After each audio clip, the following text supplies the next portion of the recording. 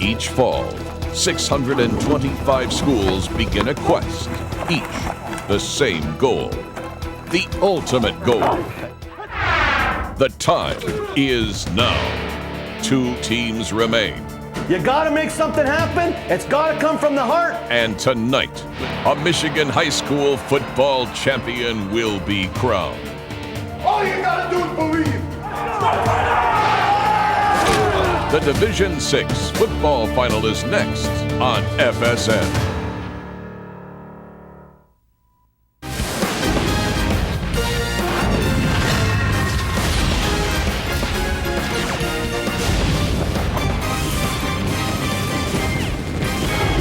Each high school football team in the state of Michigan fantasizes about coming off the bus and heading to Ford Field to strap it on and play for a state championship.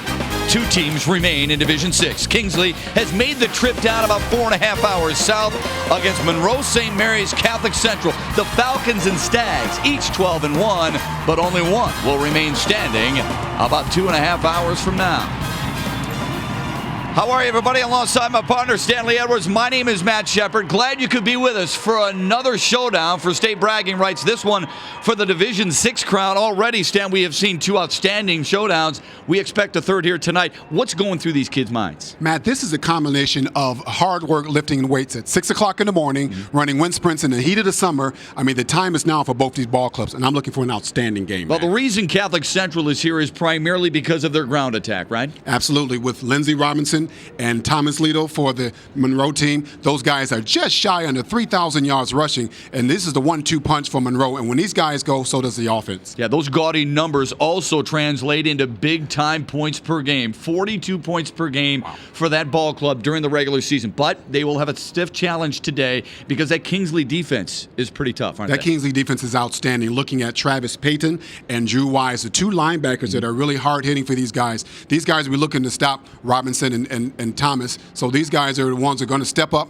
and see who's going to give today. Will it be the ground attack for Monroe or the defense for Kingsley? So if Kingsley stifles them on the defensive side of the ball for the ground attack, does that mean Catholic Central goes through the air? They're going to have to. Most teams like to do what they did getting here, and that's run the football. But if you get behind, you're going to have to pass. You just can't run the ball all day and you're behind by so many points. But I look for a good ground attack game, hard-hitting state championship game, man, as usual. Kingsley averaged just 11 points per game against so far in the playoffs, but they haven't met an offense like St. Mary's Catholic Central just yet. The fans are primed and ready to go here at Ford Field, and so are we. We hope you are as well. Monroe St. Mary's Catholic Central and Kingsley. The kickoff is next. The MHSAA football finals on FSN Detroit are proudly brought to you by Bell Tire. Trust us, we'll make you happy you came in. That's a promise. By Gardner White Furniture. We're known by the money you keep. And by Wallside Windows. Most preferred. Most referred.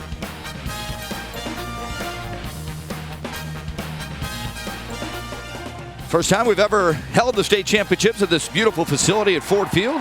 Many of these Kingsley crazies have made this trip down here for the first time ever.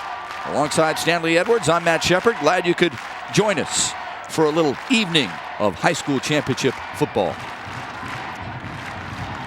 Kingsley's Stags come in 12-1, and Tim Wurr, moments ago, firing up his Stags ball club. Today's the day we get to have our ice cream.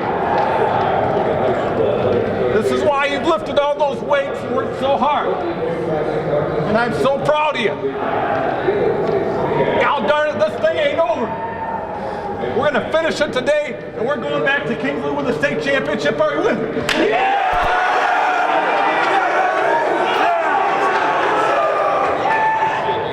We're in his 7th season, 12th overall, 54 knockouts as the head football coach at Kingsley. Played football at Kingsley from 1984 through 88 and then went on to play for the Central Michigan University Chippewas. He's opposed sideline-wise by Jack Jarmo. 8 seasons at Monroe St. Mary's Catholic Central.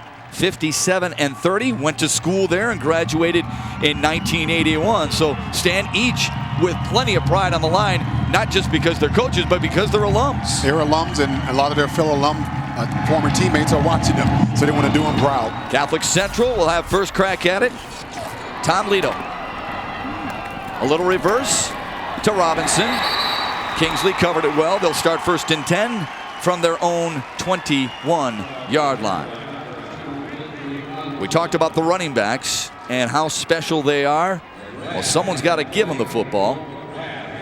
Josh Bicey is the quarterback. Just a junior. Doesn't throw the ball a whole lot. Can run with the football. He's got great feet. Can take a hit. And they really like Stan the way he has matured into the leader of this football team. Got to be a natural leader if you're going to play that position at quarterback.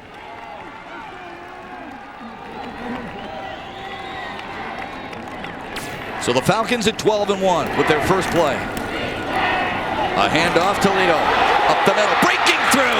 He's got nothing but green grass in front of him. He's gone. There are no flags down. What a way to start a football game. Wow.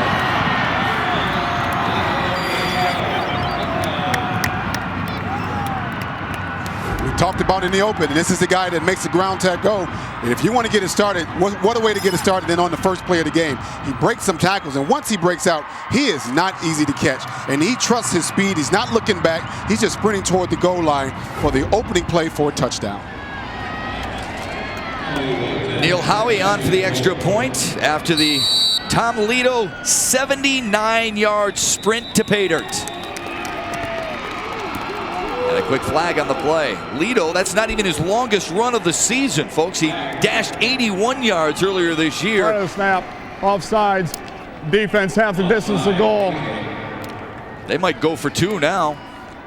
Jack Jarmo says they like to see what defenses will do on extra points, try to get them offside so they can have a better opportunity to go for 2. Exactly, Matt. After that penalty, you can see the offensive personnel change. So they're bringing a different offensive unit in now. I think they're going to go ahead and go for 2.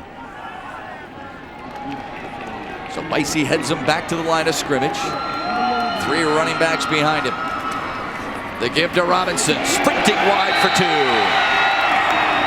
Oh, they sure made it look easy, didn't they, Stan? Yes, they did. I don't know if this is a sign for things to come, but man, that was very exciting. You have to be a disciplined defensive player when you're playing against Monroe because they do a lot of crossing action in the backfield, and all these backs run with a lot of power and great footwork. And after that, they show tremendous speed. And Lito's just sprinting down the sideline and just walking in for a touchdown. And then the 2-point conversion, you can see there's just speed going to the corner of the end zone. It's kind of like taking candy from a baby. I don't know if this is a sign of things to come, but it looked pretty easy there, Matt. Well, Lito has made it look easy all season long. 26 touchdowns for the senior, who's rushed for over 1,500 yards. And what a way to start. That's a lot of real estate. They have been rolling since week 1, Stan. Their lone loss to Saginaw Novell and the opening week. And now they're ready to kick it deep.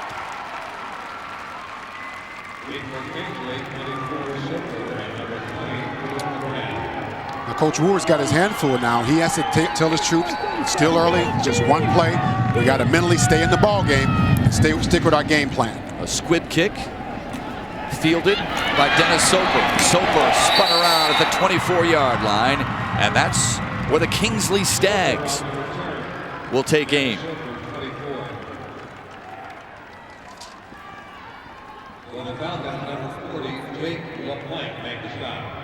Caleb Nickerson is their quarterback. Completes about 57% of his passes. He's a little more balanced, and he doesn't mind throwing the football. A 3-year leader, a really high character guy, and you'd never know he's a starting quarterback. You see him in the halls at Kingsley, you could just as easily think he's the last man on this roster instead of one of the many studs they have on offense. Quiet, easygoing guy. I bet he's an assassin out there in the huddle.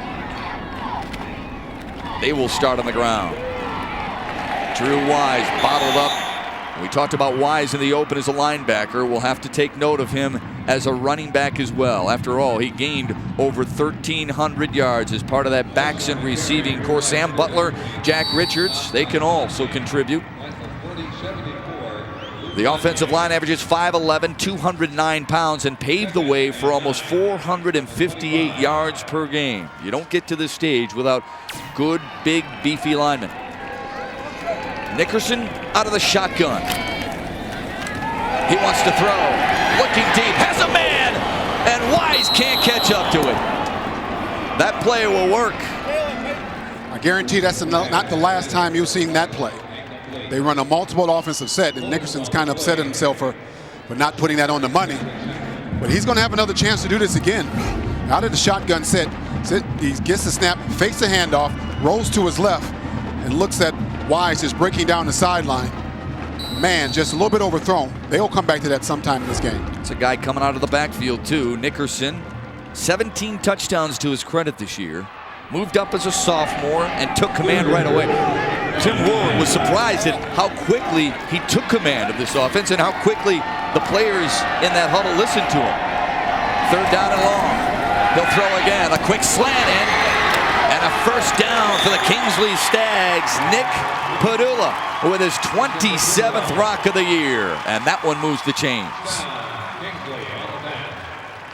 With this type of offense, this kind of offense, you don't worry if a team scores on you quick because you have the ability to get the ball downfield earlier. As you're watching, just from a spread set out of the shotgun, they throw it downfield to the wide receiver for the first down. No one caught more footballs this season for Kingsley than Nick Padula. 1st and 10 for Kingsley out of the shotgun. They'll start it on the ground. Right up the belly, Jeff Jamison. Over 300 yards to his credit. Not quite as often does he carry the ball as Drew Wise, but just as effective. Let's take a look at the defense by Catholic Central. Their front 4 averages 6'2", 202 pounds. Nick Satterfield not only is a decent defensive end, but he's in theater and choir too. The linebackers, Anthony Giarmano, the leading tackler, and the corners are good lockdown guys too. Nick Davison leads the team with 3 picks. On a 2nd down and 5. Another throw and another first down for Kingsley. This time Joe Zenner is on the receiving end. His 20th catch of the season. Here we are getting multiple looks from this Kingsley offense. Now you got Nicholson right up under the center, throwing a quick look in to the receiver. Last play there in the shotgun, they handed the ball off to the fullback Jamison. Now he's up under center, throwing the quick look-in pass. They're showing you multiple sets to keep the defense honest. There's the numbers on Nickerson. Doesn't make very many mistakes at all. Kingsley doesn't as a club. They were a +12 in the turnover margin this year. Again up the belly, but nothing there for Jeff Jamison. As you mentioned, Matt Jamison's a running back that doesn't get the ball very often, but they want to let you know that he will get the ball to try to keep their defense honest.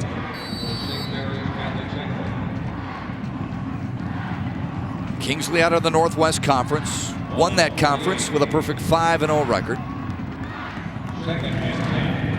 Staring at a 2nd down and 10 now. Nickerson, a belly handoff. Boy, they sniffed it out well. Jeff Jamison, again, nowhere to run. Tim Wurr kind of tweaked this wing tee, Stan, called it the West Coast wing tee, so that's why you're going to see a lot of different looks. He doesn't have the big, beefy linemen that he used to have. He's got more skill players now, so that's why they've decided to tweak it just a little bit. And this offensive line will remind you of the NFL Denver Broncos offensive line. Not the biggest line in the world, but very efficient, very effective. Do a lot of blocking with position. Now a 3rd down and 10, a throwing situation for the senior quarterback Caleb Nickerson. 3 wide receivers set, fakes the handoff, all kinds of time. Pressure coming from the backside, and he overthrows Nick Padula. He was open. Tom Marino put the pressure on in white and green. So Kingsley forced to punt it away.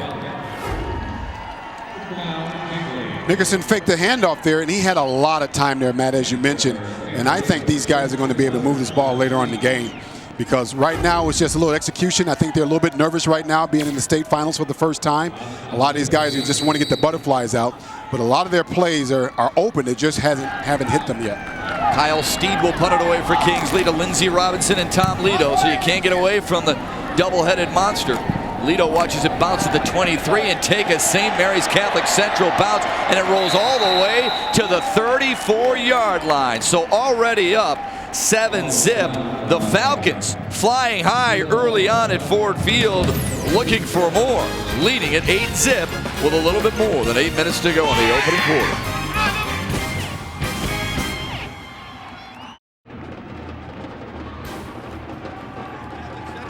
Up 8-0 on Kingsley. Looking at their second possession of the ball game, and Falcons flew into Ford Field here after a blowout win over Manchester in the regional, and then they used overtime to beat Montague 24-22. Kingsley, in the meantime, gave up the most points they've given up in the postseason to Reese, but prevailed 37-21. They scored 42 against Ironwood in a 42-6 thrashing. That's our road to the finals, brought to you by Wall Side Windows. Second crack at it for the Falcons. Robinson looking for the end. Stiff arms his way past the 40. And it'll be second and very, very manageable.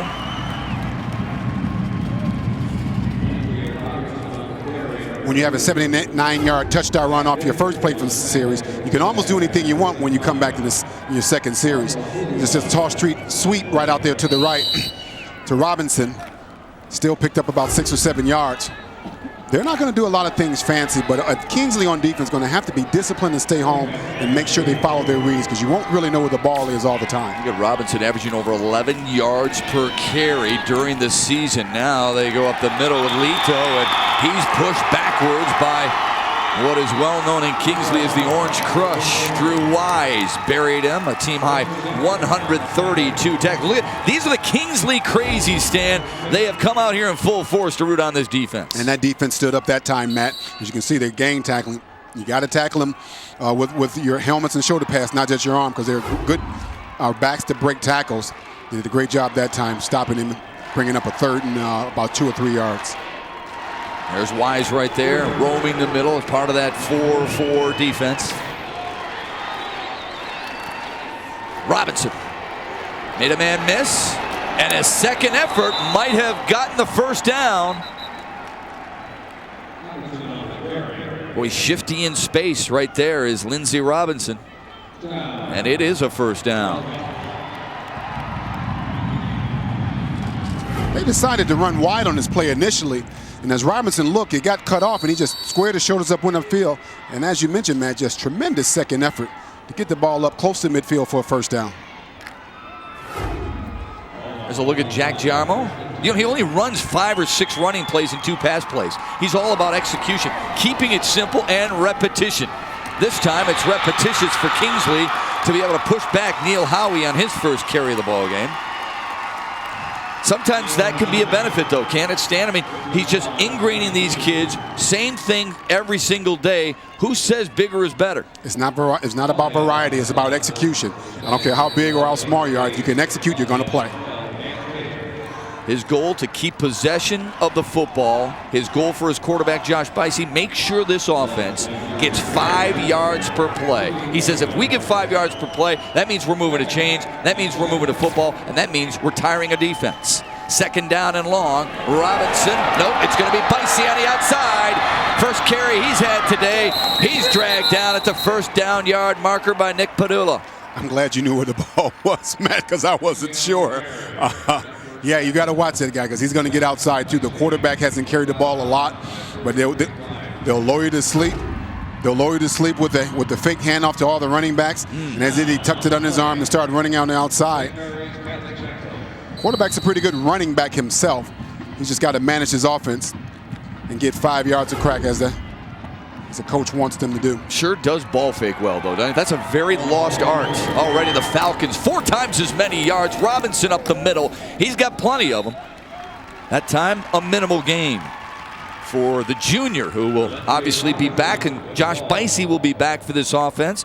They lose Tom Lito, who's a senior, but I tell you what, they've got some experience coming back at some key positions, do the Falcons. Lito had to run up the middle for 79 yards to open the ball game, but since then, there's nothing really happening up the middle for Monroe. Kingsley has really been stiff up the middle, and let's see if they can start going out to the outside, see if they can get in additional yardage.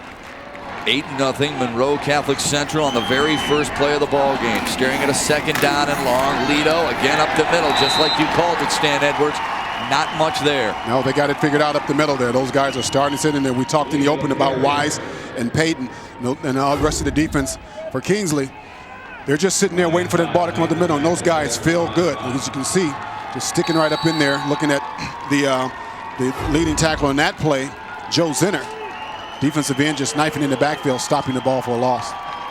Kingsley surrendering 14.5 points per game during the regular season. As we mentioned in the open, just 11 points per contest in the playoffs. Second flag of the ball game, and I think their left tackle, Joe Miller, moved.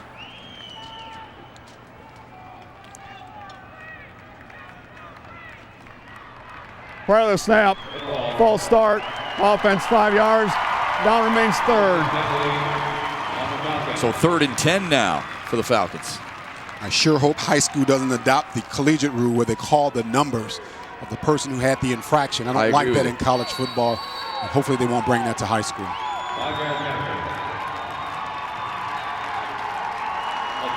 So big play for the Kingsley defense right here.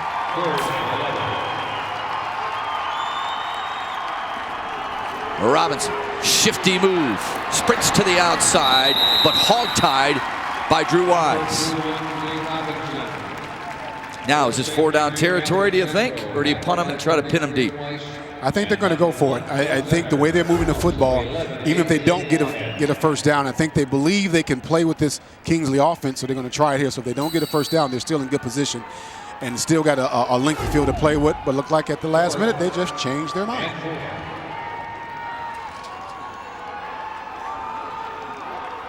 So Jack Jarmo decides to punt.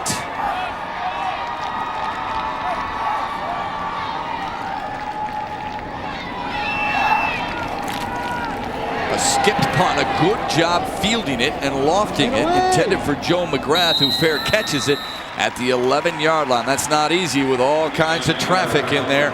Kingsley with their second possession after the defensive stand against the Falcons. Kingsley crazies hoping their offense can kick it into gear. They trail by 8.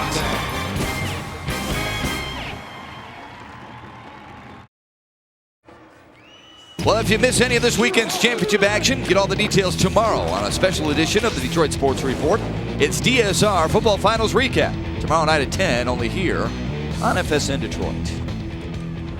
This is game 3 of a quadruple header for you here at Ford Field on this Friday following Thanksgiving. Hope you all had a great holiday. Mendon and Brother Rice had a much better holiday thanks to their championships. The Hornets 8th in school history. The Warriors 6th ever. And after this, the cap off is Flint Powers Catholic against Grand Rapids Catholic Central. Powers Catholic has never been to this stage. Kingsley with a handoff to Wise. And boy, I tell you what, Falcons are really doing a good job flying to the football and wrapping up and making tackles. Anthony Giarmo, the son of Father Jack, the head coach, makes the tackle there. Look at another different formation. He's in a shotgun with 2 backfields, one with the runner and a lead block right there. But even with that new offensive set, didn't do anything for Giarmo, who smelled it out pretty good. Stopped the running back for a loss. Giarmo used to be on the sidelines with his father, and when they early on when they took over the program and they were getting blown out by 40, Anthony used to cry on the sidelines as an 8-year-old. No longer anymore. Drew Wise is in at quarterback, and he's going to keep it. Had a little bit of an opening there, but who else? Anthony Giarmo is there, moving sideline to sideline for his second consecutive tackle. I think there may be some watching some film after the dinner table at the meetings at night, because looking at the coach's son on there. He should be the smartest player on the field, and it looks like he is, particularly on that particular play. He sniffs it out, great form, tackling his head in front of the ball carrier, driving him back for another loss. So 3rd down and 7 for Kingsley, trailing 8-0 with 2 minutes to go in the opening quarter. Nickerson back in at quarterback out of the shotgun in a throwing situation. A quick toss, tried to get it to Jack Richards, but it went incomplete, and Kingsley will be forced to punt it away.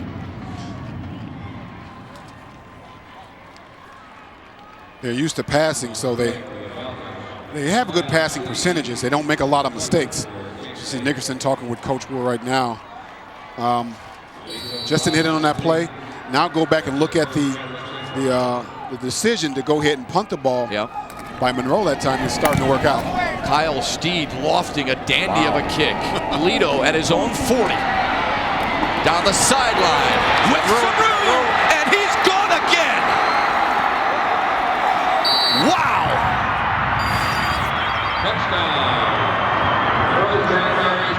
Thomas Lito doing what he does best.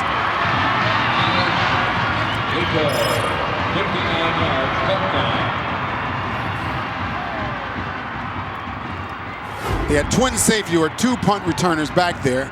And, you know, sometimes you want to try to keep it out of certain people's hand, and Thomas Lito's one of the guys you really don't want to have the ball. And he got great blocking. As you can see, he made the first guy miss, and he just had a clear sailing down the sideline. He knew it early on that he was going in for a touchdown. Now the extra point. Neil Howie. Good job getting it down by Bicey, and Howley misses it wide right. Wow. But they have scored twice, and both courtesy of Thomas Lito. One from 79 yards. This one, a season-best 59-yard punt return for 6. As he got great blocking up the sideline, he did a good job by setting it up initially. But once he got to that sideline, he just used his speed, and the speed didn't fail him again that time. He's been the whole offense for Monroe so far. Second time that Monroe St. Mary's Catholic Central has returned a punt for a touchdown this season. Special teams, Stan, I know it's a cliche, but it's a third of the ball game, and you've got to have good special teams to advance. Yeah, you would hopefully that you can have a punter who can control the ball and keep it out of his hands, or kick it high enough so he can fair catch it. Yeah. Well, he might actually, Kyle Steed might have outkicked his coverage there to a certain. Not that there's anything wrong with what the Kingsley punter did, but it was such a dandy of a kick that his guys couldn't get down there in time. Yeah, he had outkicked him, and once Lito got the ball, he just started upfield, and they had the darndest time trying to catch him, and obviously they didn't. Neil Howie will kick it away for the Falcons. Back deep for the Stags, Joe McGrath and Dennis Soper.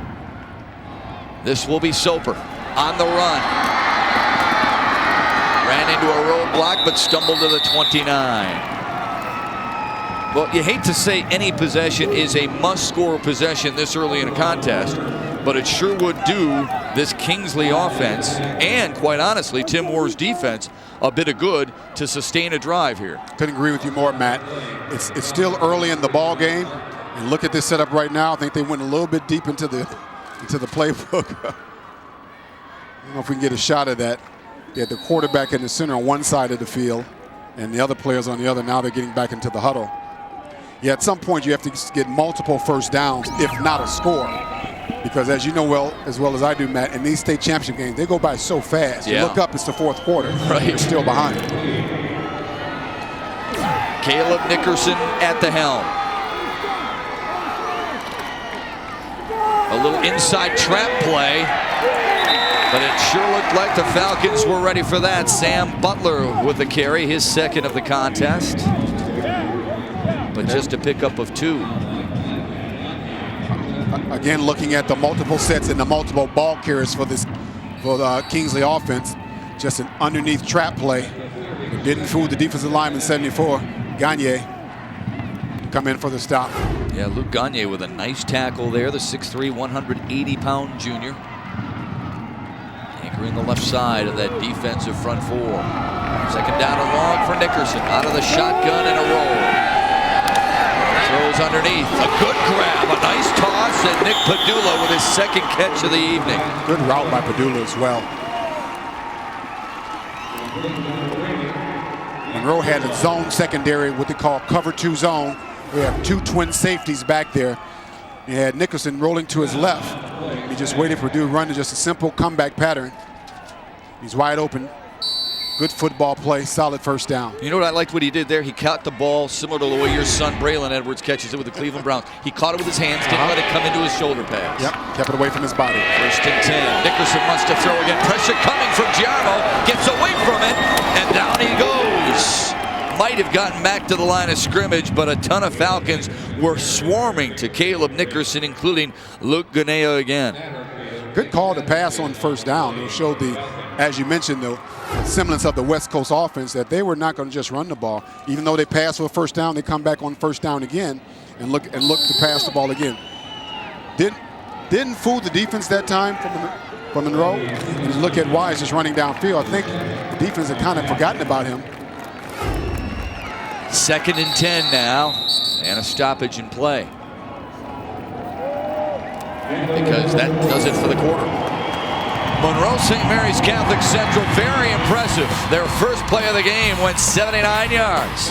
Then a punt return, 59 yards, both by Thomas Lito, and the Falcons lead 14-zip with a quarter of a Division VI state championship in the books.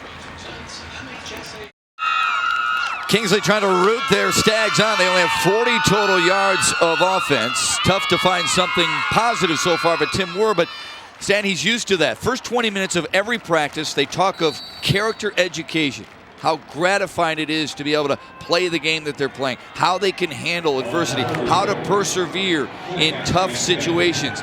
The kids must give 20 positive comments a day. If not, then he adds to the 25 gassers they run at the end of practice every day. Wow. See if they can do something positive here. Not really. Drew Wise has been bottled up all evening long because of that St. Mary's Catholic Central defense. Wise gained over 1,300 yards, but he's having a hard time moving it against Nick Bestie and company. Yeah, that defense over there has been doing a great job, too. They haven't had a chance to be successful running the ball, and they're gang tackling very well. They're getting to the ball. They're not doing anything fancy. They're just making sure that they're playing good, hard-nosed football. Good shot at Nick Satterfield. The school valedictorian has a grade point average of 4.36. Played smartly right there. Now a pitch back with some room to run for Sam Butler, and then it closed quickly. Wow. Pete Byron came right up from his outside linebacker position, shed a block, and stuck his nose right in there to make the tackle. Yeah, it looked like he was going to get a lot more out of this than he did. Thought he had a lot of lead blockers in front of him. As you can see, as he comes around, the pitch right there, it's got 3 guys out in front of him. Looked like just seen there. But I think if he had stayed inside there, he may have had a better opportunity. Because as you mentioned, Byron just kind of shed the blocker and stepped up in there and put him in bad field position where you got 4th and 9 coming up and have to punt the ball away. And you get to punt to Lindsey Robinson or Tom Lito. A double-headed monster back there. Another left-footed kick delivered to Lito, who fumbled it and then hopped right on it at the 34-yard line. Oh, boy. Only mistake that senior's made today, and he amended for it, didn't he? Yes, he did. He was not going to fair catch that ball. Every time he gets the ball, an opportunity, he wants to make sure he can see it. It was a low line drive kick, and he was trying to catch and run at the same time. He knew that the gunners were coming down on him. Wanted to make sure that he got a chance to get a running start, but you got to secure the ball first. But he was able to get back on it. Well, I'll tell you what, we talked about Jack Giarmo preparing his kids with repetition. That's why he, getting ready for this game, chose not to deviate from that game plan. The kids we've had a great week of practice. The kids are fired up. We've kept everything as routine as possible, as if it's another game. But obviously we know it's a state championship game. But the kids are fired up and they're all self-motivated. Nice gain on first down there for St. Mary's Catholic Central. Giarmo also says that they've been motivated really since the 1-point loss last year to Constantine. Then they watched Constantine go on and advance and win the state championship. 2 years ago, Stan, they were 2 points shy to Ravenna. So really they're 3 points away, they think, from a possible 3rd straight run in the playoffs. Yeah, losing 1 point to someone and watching them go on to eventually be the state championship final. Don't need a whole lot of motivation from there. That's enough right there. 2nd down and 4 now for the Falcons. Robinson. No gain. Both these teams are very stingy up the middle. Might start looking for some plays to be called on the perimeter and see if they can get outside to get some additional yardage. Dennis Soper made the tackle there.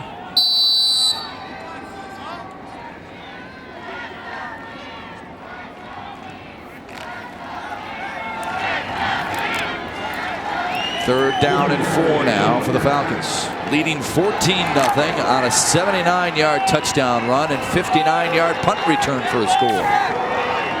Josh Bicey under center and a handoff to the man Tom Lito. Squeezes through for a first down and gets to midfield. I'll tell you what, not only is this kid quick, he's got good vision, doesn't he? Yes, he does. First time they broke from the wing T set. They went for the 2 backs in the backfield that time, but obviously kept the man Lito back there. And he's got good speed, but once he saw it upfield, he realized that I got to get this first down. He just lowered his shoulders and barreled down there. Great run by Lito, and I got 1st and 10 just about at midfield. Falcons shoving it right down the Stags' throat. A pitch to Robinson. He's got a blocker in front and balanced up close to a first down. Give credit where credit is due. Highlight number 73 in white, folks, because the right tackle did a great job paving the way, Michael Rapp. A lot of people like to have big, tall, rangy linemen, but sometimes it's good to just have linemen that can run, that can get out front and put a hat on somebody, will allow your backs to pick his way and run. And now you're coming up with a 2nd down and 1 yard. It's a great first down play. As they talked about, they want the game managed where they can at least get 5 yards on every down or 5 yards per down. They got 9 on that one, so they got a good opportunity here on 2nd and 1. 2nd down and 1. Lido plunges forward for the first down. 149 all-purpose yards now for Tom Lido and a couple of touchdowns. And we still have 8 minutes to go before halftime. The first touchdown was right up the middle. The only success they had there, but wow, he did so much on his own because he broke 2 or 3 tackles on his way to the end zone. And on that one, caught the punt. This is a punt return. Set his blocks up well and started sprinting down the sideline. So a 1st and 10 now for the Falcons. Methodically moving the football downfield. Pricey kept it, fumbled it, and it's recovered by Kingsley. He might have been called down. The turf might have caused that fumble, Stan. It's hard to tell. I think they're going to give him back the ball. We get to replay it up here, but they won't replay it on the field. The quarterback was trying to decide if he was going to run with the ball or take it off, and yeah, I think he landed on his knee, which makes him down. But as he landed, the ball came out. Dennis Soper is the one who got in his way and recovered it. Unfortunately for Tim Wurr and Kingsley, it'll stay in possession of Monroe Catholic Central, and a timeout for the Falcons right now. Jack Giammo wants to talk things over with his ball club, already up 14-zip, but staring at a 2nd down and long. You're watching the State High School Football Finals on FSN Detroit.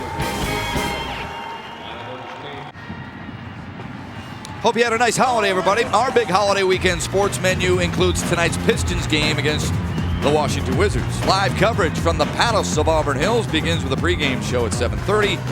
The Pistons and the Wizards tonight on FSN Detroit. Flip Saunders with his club at 9-1 against a very improved Washington ball club that highlights Gilbert Arenas, of course, an outstanding scorer in the backcourt. Fred McLeod and Greg Kelser with a blow-by-blow. Hope you enjoy that one. Hope you're enjoying this one. 2nd down and long. Tom Lido, the go-to guy, runs into a wall of orange as he tries to get back to the original line of scrimmage. Drew Wise, the first one to make contact with him. Talk about the way Monroe likes to manage the game. They like to make the game very, very short by running the ball. The clock will always go real fast because they're going to stick with what got them here, and that's running the football. But at that time, the stingy Kingsley defense stepped in there and stopped Lido for very little gain.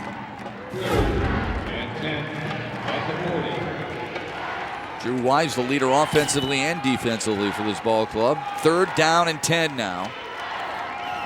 Falcons got him jumping a hard count. Good job by Josh Bicey to use that hard count when he needed it most. And in high school, you don't need to make contact. All you need to do is get in that neutral zone when you're in the box area, and they'll call offsides.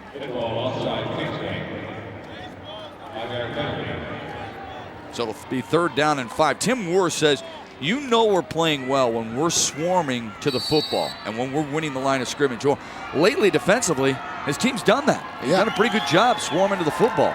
Yeah, we showed a graphic a short while ago, looked at the yards rushing and the big differential.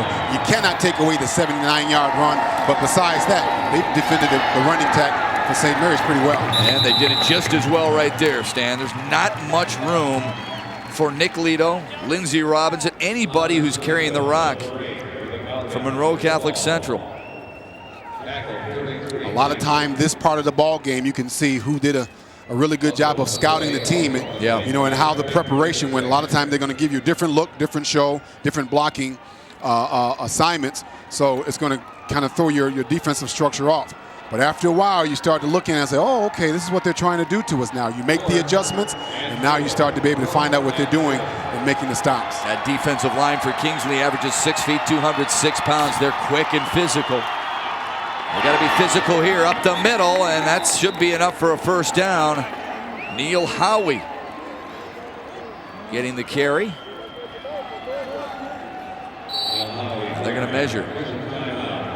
That's pretty close. I think he needed to get to the 29. They've marked it just between the 29 and 30. That was a 4th down play, keep in mind. Yeah, I think he got it, but I think he got it by less than a half of a football.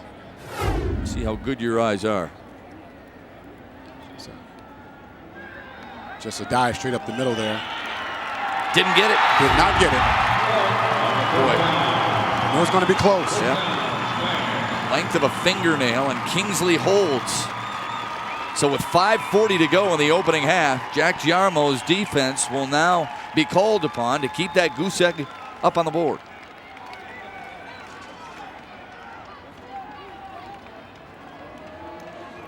They've been very creative on the offense. They've not been predictable. They've run shotgun. They put Nicholson under the center. They've run one back set, two back sets. They just haven't had a chance to move the ball downfield and score yet, but they got to do it sometime soon with 5:40 before half. Well, in a perfect world, Kingsley would like to run the ball down their opponent's throats, but realistically, I think Tim Moore realized that's not going to happen. If they could hold him to 3 TDs and force him to punt about 4 times, he thought his team would be all right. Nickerson on a roll. Eyes still downfield, running out of real estate and throws it away. We talked about the Kingsley defense, Stan. The St. Mary's defense is pretty darn good. Yes, it is. Those guys have been, you can hear the pads cracking down there on that play. And no matter which side of the line they run the ball on, the defense is there just swarming, getting to the ball, doing the things they did to get him here to the state finals, just gang tackling and swarming to the ball.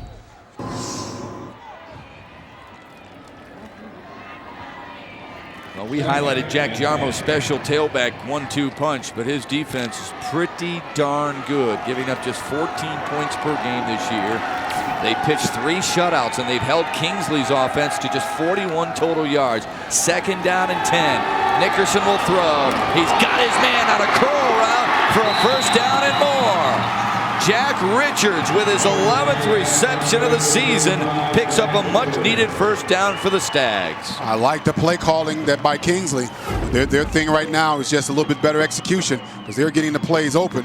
You know, he's looking downfield, great look off on the safety, brought everybody to the middle, then he threw the ball over to the right for the 1st down. Putting the ball right on the money. Those are the kind of plays they're going to need to get the ball at least in field goal range or get some kind of score before the halftime. Another new wrinkle in this offense. Now a different kind of look. With wide receivers pinching close to the line of scrimmage, and in motion is Richards. He's got the football, and Giarmo swarmed his way through the line of scrimmage for a tackle for loss. I'm going to say you can do as many formations as you like. I'm going to still get to the football. As you mentioned, Matt, they went to a new formation and they handed the ball to the motion man, but it didn't have anything to do with this linebacker right here, sniffing it out and stopping them for probably 5 or 6 yard loss.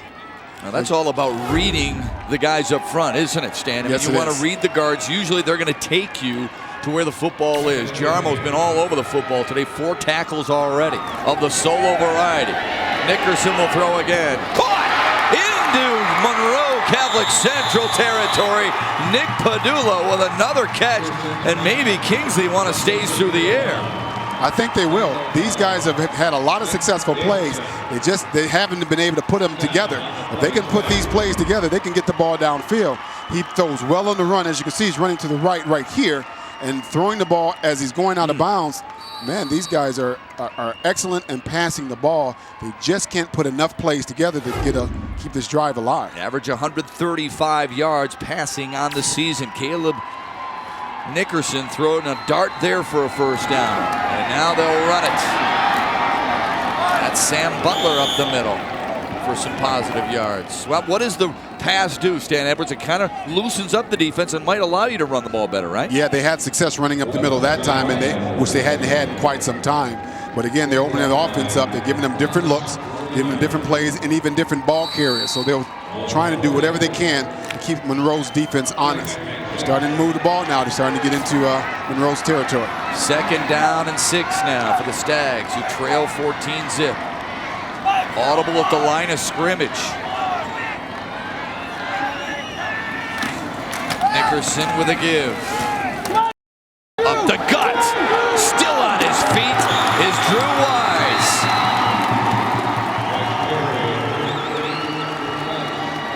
Rampaging back Drew Wise. Showing why he got his team here. The splits were very, very tight by the offensive line on that play. and they just kind of what they do, a pinch. They did wedge blocking, and Rise just followed right up the gut, and good strong running guy gave him another first down. Nickerson unsure of the play. No, now he's going to run in motion and a flag on the play. That's one of those trick plays where Nickerson pretends he doesn't know what's going on, and they snap the ball to Wise. Yeah, that only works once in a game, though, doesn't it? You're exactly Snap, right. false start, offense, 5 yards, still first down. Coach Ward's not happy at all. Like you say, you only get one shot at that a game. You want to make sure it's successful. This was a good time to call it. I mean, as it looked like he's trying to go to the sideline, everybody thought, and so did I, that what's the play over here? You can see the posture of all the other players on the field, and he takes off. What I thought was going to happen is they're going to snap the ball to Wise and hit the quarterback Nickerson running down the sideline, but it didn't happen because they had a penalty. First down and 16 now for Nickerson, who will throw again on another curl route and another completion to Padula, who picks up more yak and close and past a first down yard marker. Now they're starting to put a string of those good plays together, as I mentioned, getting the ball closer to the goal line. They want to make sure they get some kind of score in here before the halftime, give the team some kind of emotional lift. He stands good in the pocket and zips the ball right, simple curl route right over the middle. So Padula just takes it and gets about another 8 to 10 yards after the catch. Well, Caleb Nickerson has found himself now staying in a bit of a groove, hasn't he? Yes, he has. Throwing the ball well, throwing it on a dime. Yeah. His receivers are running good routes. On the ground right here, Butler. And not much happening to the outside. Butler's another one of those guys who, you know, they give him the football. He's almost to 1,000 yards. He averages 7 yards per carry, but it's tough against this Catholic Central defense. Yes, it is. Butler coming to this ball game had over 800 yards rushing. That shows you very capable ball carrier himself. 46 yards so far on this drive. Remember, the previous 3 combined, they didn't have that much. Yeah. It's a good drive, kind of give your defense a rest, but you know, some of the players on this offense also play defense for Kingsley. 2nd and 9, 4 wide receiver set. There's a pump and go, and Wise has got it inside the 10. Oh, that was sold by Nickerson's pump, wasn't it? That was a great pump play by the quarterback. Threw it to their everything Drew Wise, who plays linebacker on defense, as we mentioned in the open, and also is the predominant ball carrier in the offense on the second half. I mean, they did a pump and fake, and there was not a lot of room in there. Great fake, bring the shoulders with him, and as you can see, there's not a lot of room, but he sticks it right in there, for the first down. So 1st and goal now for the Stags, who trail by a couple of touchdowns. Nickerson will throw again. Rolling, connecting, center, inside the 3.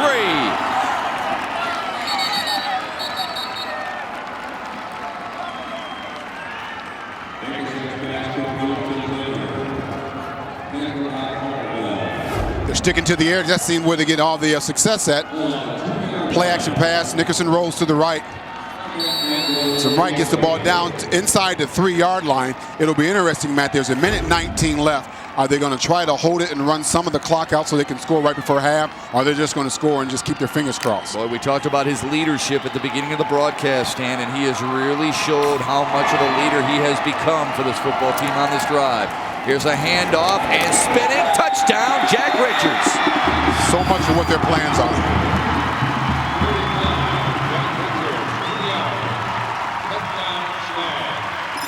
Well, you said it, Stan. You said, I think they can move the football. And I don't know if you get a much better balance than what Kingsley displayed on this drive.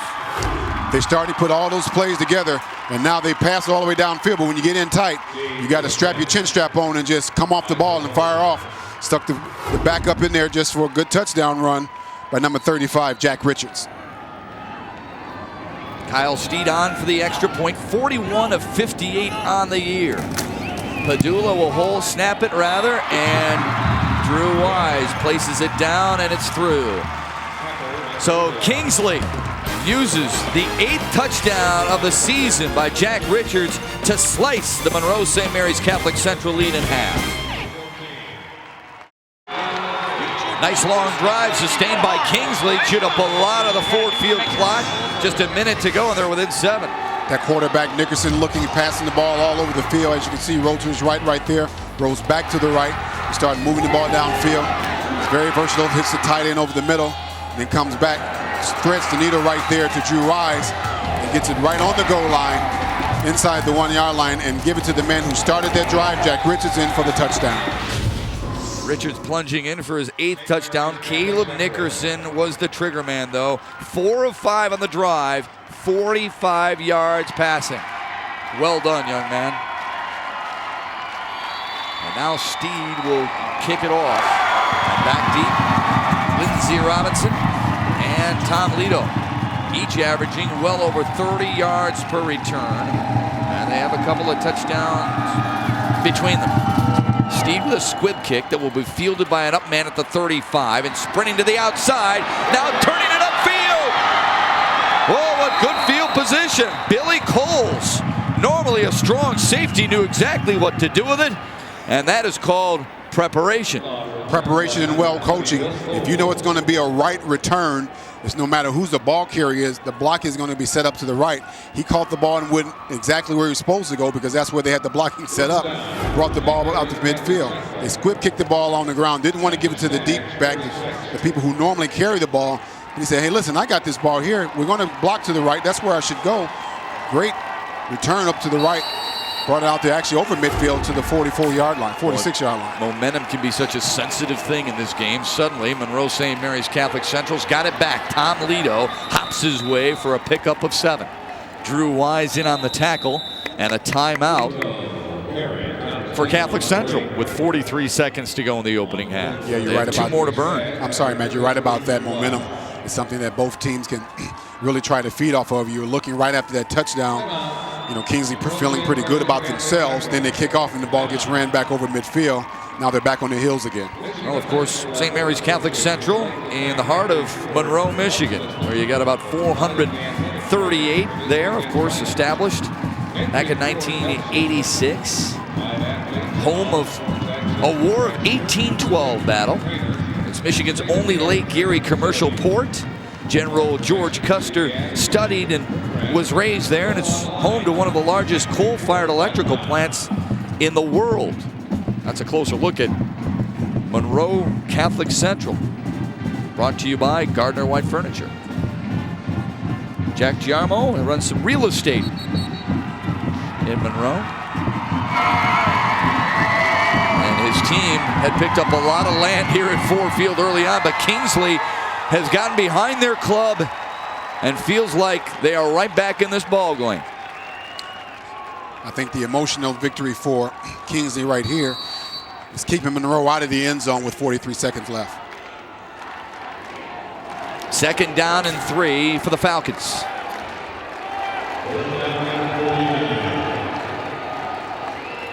Josh Bicey with a pitch.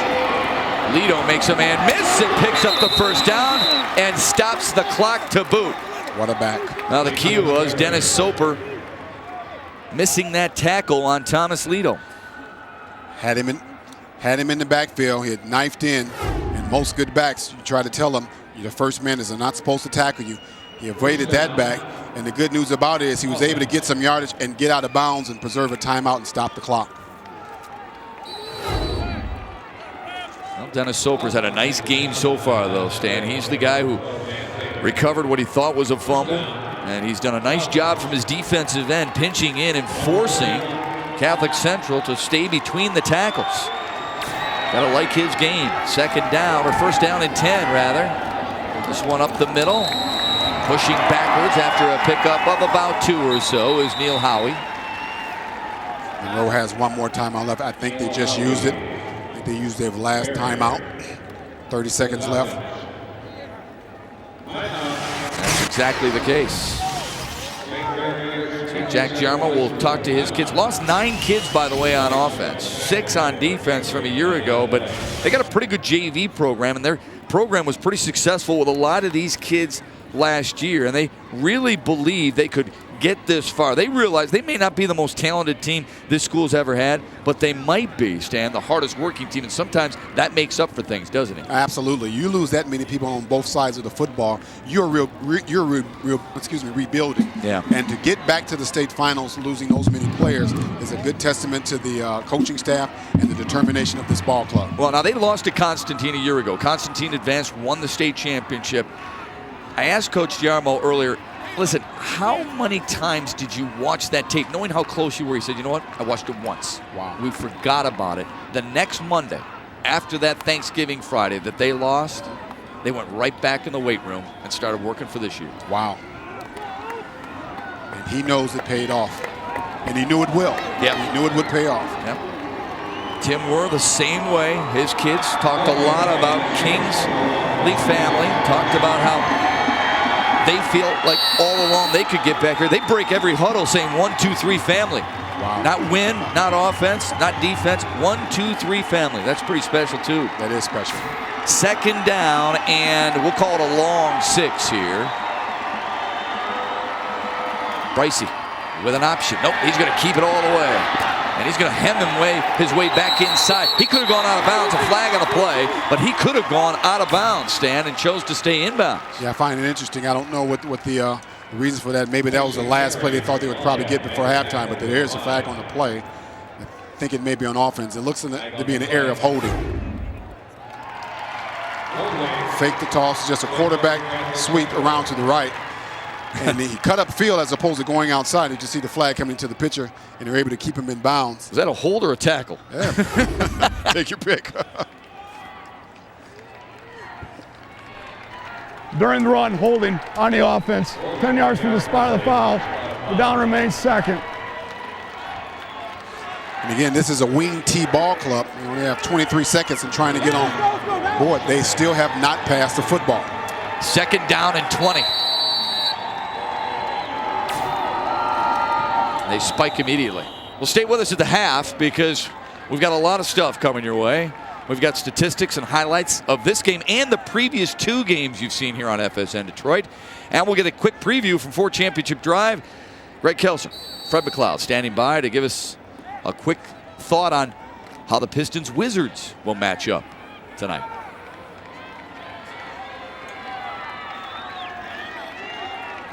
Third down and 20 with 18 ticks to go.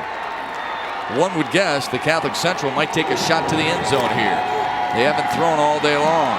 Nope, they go up the middle, Lido, and they're going to be content on just hanging on to this 14-7 lead. We're going to talk with Jack Giarmo, the head coach of Monroe St. Mary's Catholic Central here, as they head to the locker room leading by 7. His club started out strong, Stan, but some adjustments maybe by Kingsley. Yeah, just going back to the last play, that's a very interesting play to run after you spike the football.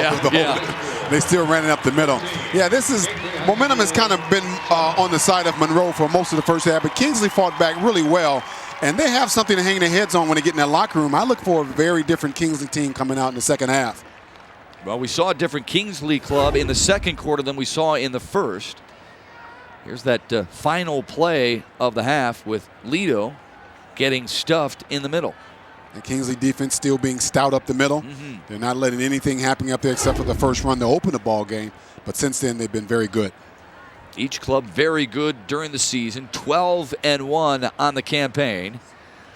Jack Giarmo is just a half away from bringing home the second state championship in Monroe St. Mary's Catholic Central history. In '91, they beat Capersville 16-7. This one just as competitive and just as low scoring, at least early on anyway. Let's welcome in the head coach, Jack Giarmo. Coach, momentum's such a sensitive thing in the game of football. Do you worry that even though you had it early on, that you lost it in the second quarter a little bit?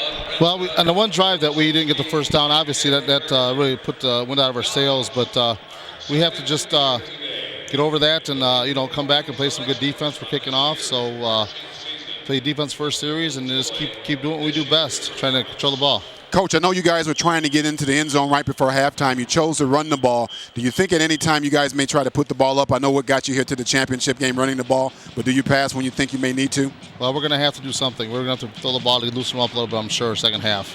Coach, thanks for taking time. Good luck in that second half. Thank you. Jack Giarmo, the head coach of Monroe St. Mary's Catholic Central. They lead 14-7 at halftime here at Ford Field. This is the Division VI State Championship, and you're watching FSN Detroit. Thomas Lito has 166 all-purpose yards and 2 TDs. He's led Monroe St. Mary's Catholic Central to a 14-7 halftime lead in the Division VI State Football Finals. More on the Pistons preview against Washington at the Palace tonight when we return to Ford Field in a moment.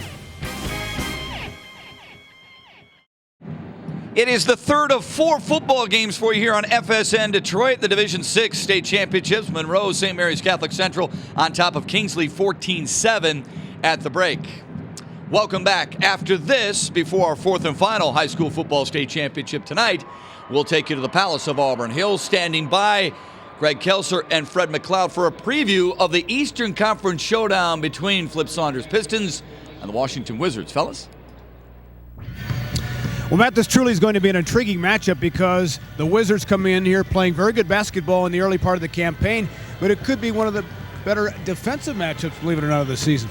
And that really should come as no surprise. If you remember anything about Eddie Jordan, the Washington Wizards head coach, anything about his career, Eddie was a pretty good defensive player, used to get a lot of steals. So eventually this offensive-minded team was going to come around to getting a defensive concept going, and I think ultimately that's what will propel them to greater success as they look to get to the playoffs for the second year in a row. Like this first month of the season, rather, the Wizards have been the top dog in defensive field goal percentage, and maybe there was a time where you'd not have even dreamed about Washington with that kind of number.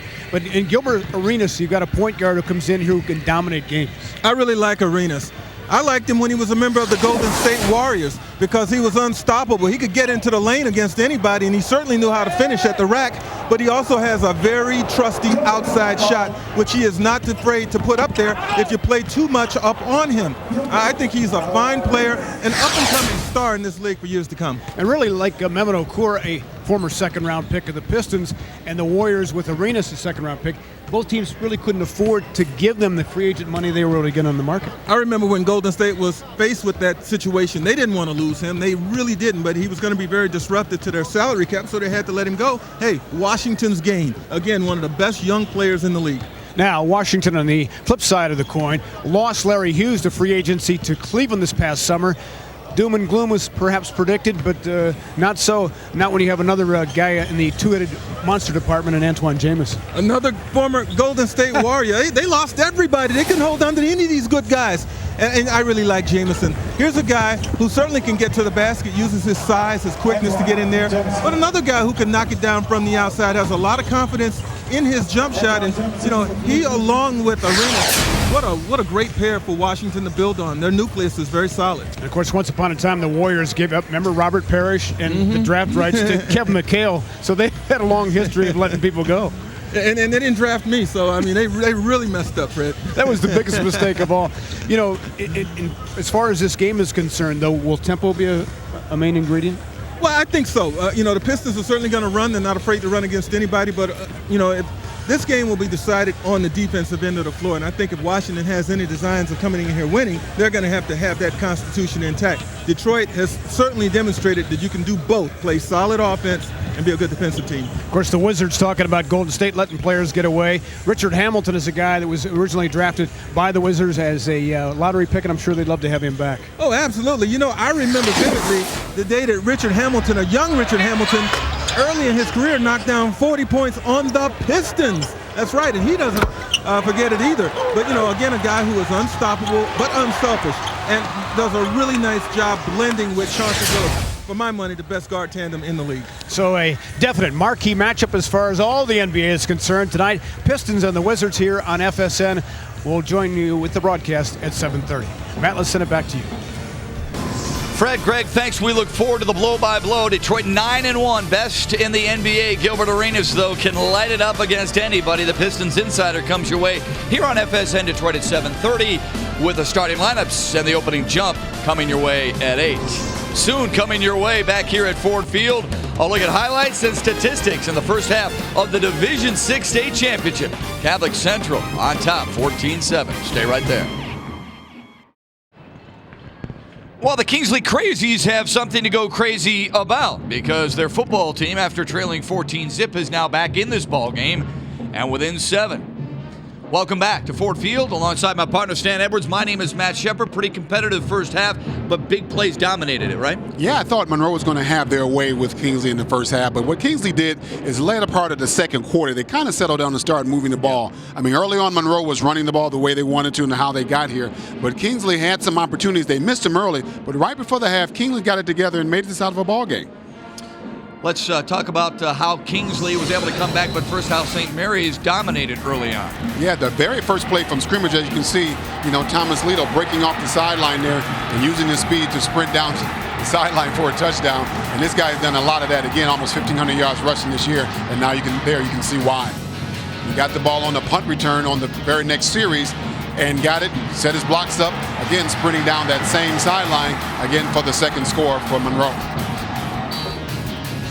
See him being congratulated there on the sideline, and as the second quarter started to progress, Watt Nickerson and those guys started to get everything going here. You can see him starting to pass the ball, threading the needle right there, throwing the ball again almost on the goal line, and then watching the fullback running there for a touchdown, making this out of a ball game. It looked like it was going to be a runaway early, but Kingsley settled down, finally got a score right before the half. Now they're making this out of a ball game, Matt. It should be really good here coming to the second half. Nickerson went 4 for 5 for 45 yards on that drive. Let's take a look at how Bell Tire first half stats. Rushing yards dominated by St. Mary's Catholic Central, but Kingsley was able to get back with them through the air, obviously. Yeah, looking at the total yardage, there's not much difference there. A little bit, there's still St. Monroe has kind of got most of the yardage, but look at the time of possession. That's pretty darn even. That bodes well for Kingsley in the second half. I know they went in going down by 1 touchdown, but I think those guys are really going to get together at halftime and realize, hey guys, we still have a chance here. We didn't do it as much as we'd like to do in the first half, but this second half should be ours. By the way, that first play touchdown by Tom Lito, 79 yards to pay dirt. The second time it's ever happened in state history. We're on the very first play of the game. Someone breaks 3 for a score. Roy Granger of Harrison did it back in 1991, and the Hawks were able to fly their way to a state title there. The Falcons are hoping to do the same today, but they've got another half to go. When we come back, we will talk with Kingsley's head coach and get the second half rolling. You're watching FSN Detroit. Kingsley able to gain some momentum at the end of the half. They're within 7 of Monroe St. Mary's Catholic Central. Welcome back. Let's welcome in Stags head coach Tim Werr. Coach, you feel like you have that momentum that you needed? Well, I don't know. They're a pretty good football team. If we can get something going here at the start of the second half and get this baby tied up and get a stop, but boy, they're pretty impressive on offense, aren't they?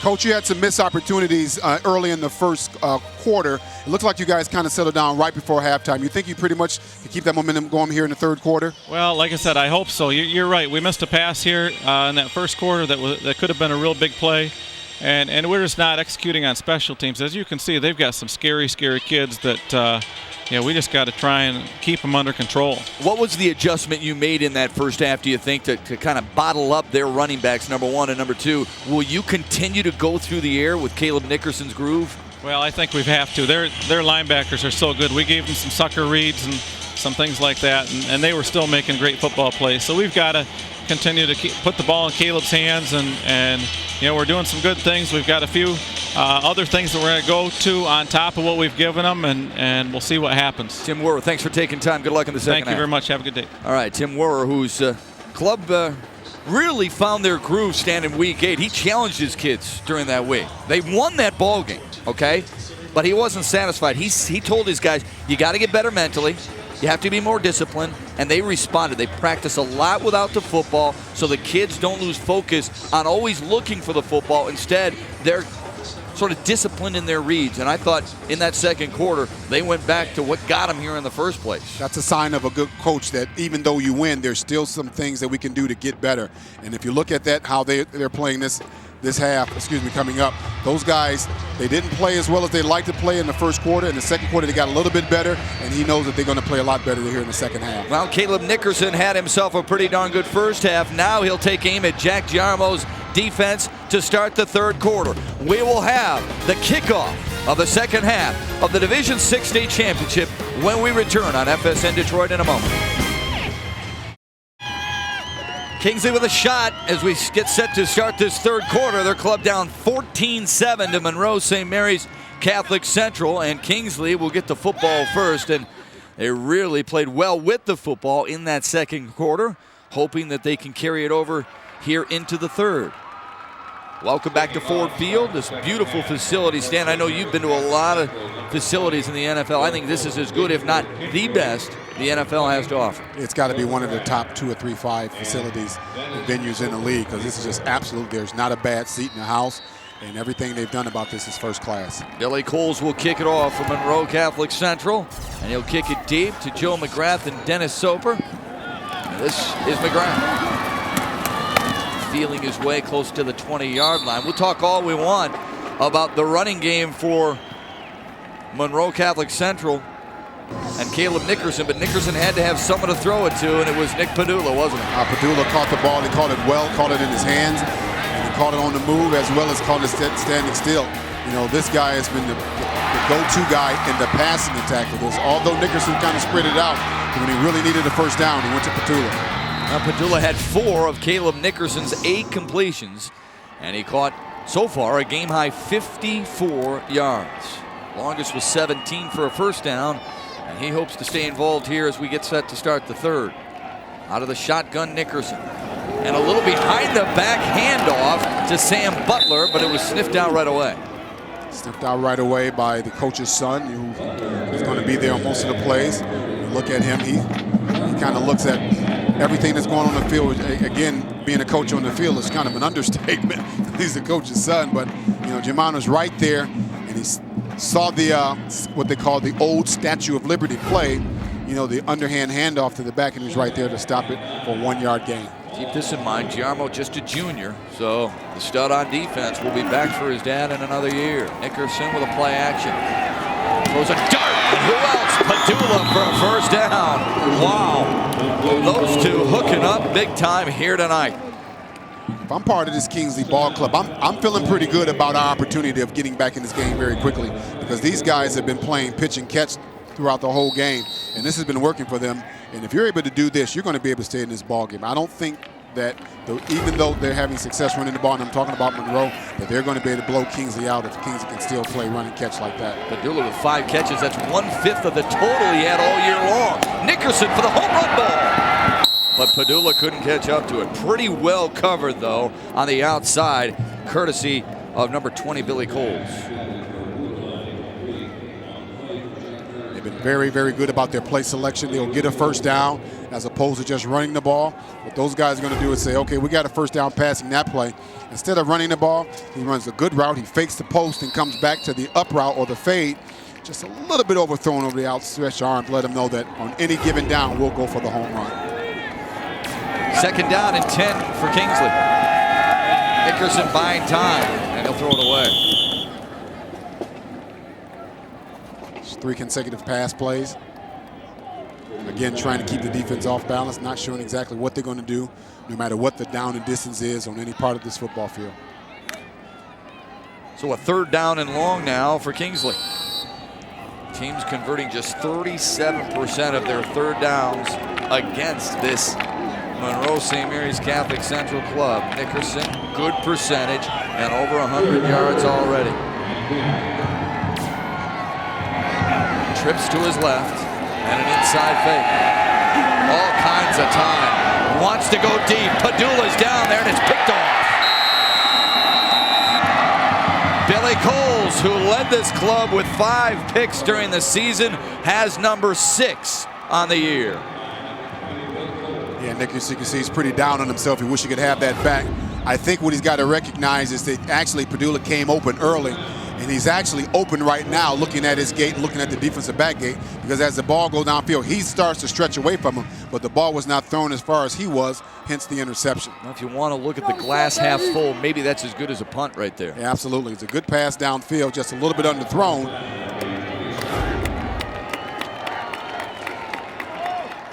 So 1st and 10 now, and a flag immediately for St. Mary's Catholic Central.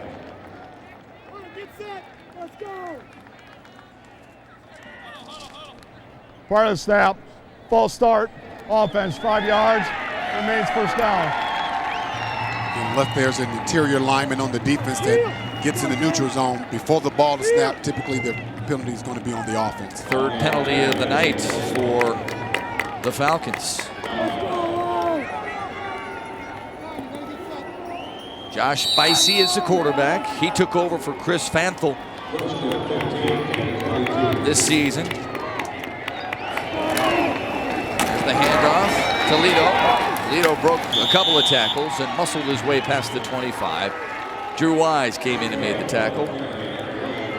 The one guy we haven't talked a whole lot about tonight, Stan, is Travis Payton, and we highlighted him as a linebacker at the outset.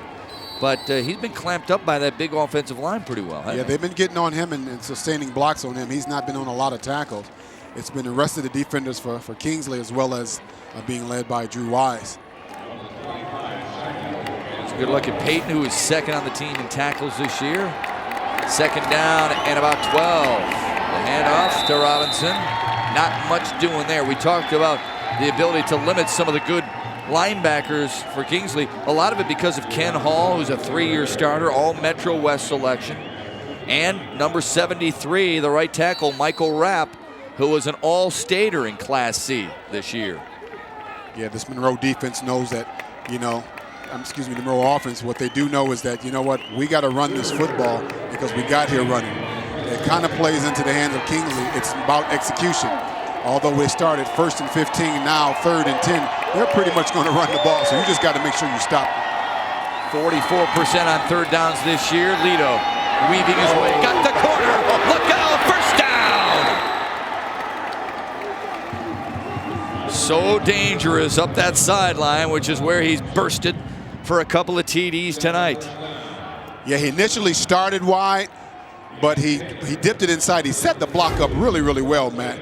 He dipped inside, then he dipped outside, and look at number 2 coming back, giving him a great opportunity to get the bend outside. Robinson, the guy who also has over 1,000 yards rushing, doing his thing blocking, getting Lito outside for the first down. Now that's the unselfishness that allows a team to propel its way to a state championship possibility. Lindsey Robinson coming back and making a key block. Now he's in motion, and they got Kingsley offsides for the second time tonight. Overall, Stan, it's been a well-played, well-disciplined played football game. Only 6 penalties total. Offside. Yeah, most teams, when they get this far. Defense 5 yards. Remains first down. Usually the least penalized teams in the state tournament. You haven't seen a lot of flags today either.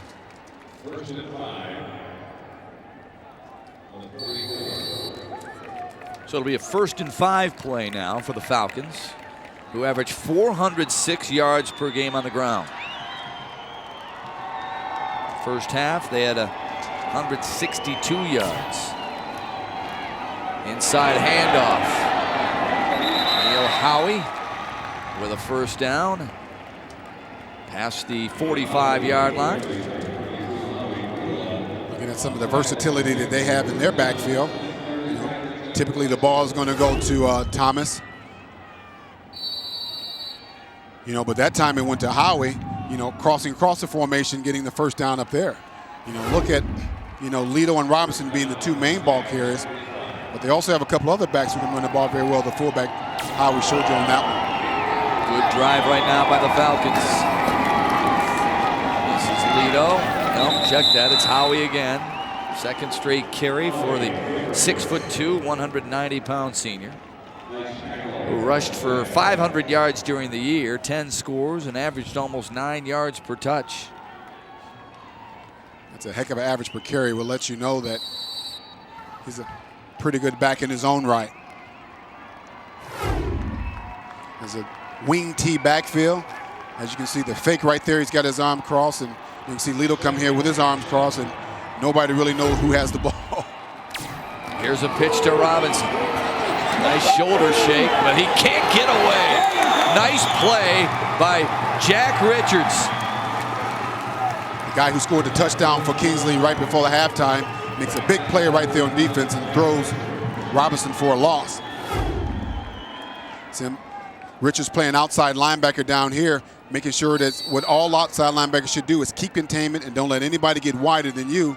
Comes in and stops Robinson for a loss. And he's beating an all-state tackle right there too, Stan. That's pretty impressive to use your hands the way he was able to use them and slide down and catch a very shifty and speedy running back. 3rd down and 10 now for Monroe St. Mary's Catholic Central.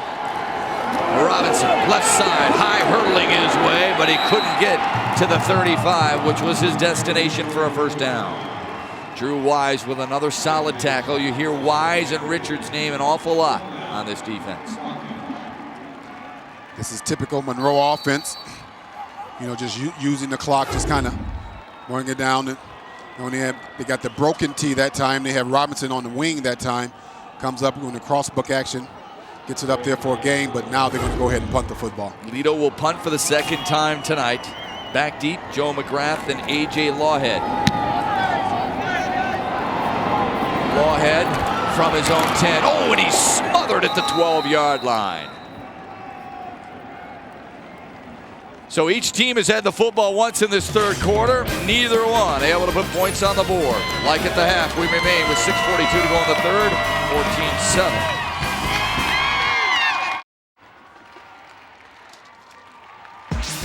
College basketball action returns to FSN Sunday night when perennial Pac-10 powerhouse Arizona takes on Virginia. The action begins with the college basketball tip-off show Sunday night at 6:30 here on FSN. Arizona a loser to Michigan State the other night in the Maui Invitational. Anthony Jarmo leads his defense back out onto the field. So far done a great job against the run. Caleb Nickerson and Kingsley's offense have relied heavily on the pass over the last quarter and a half, and they've done a pretty good job moving the football through the air. 2nd possession of the 2nd half for Kingsley. They set up a bubble screen. Wise with room. He could go. Cut back and stiff-arming his way. Stumbling inside the 30. What a play.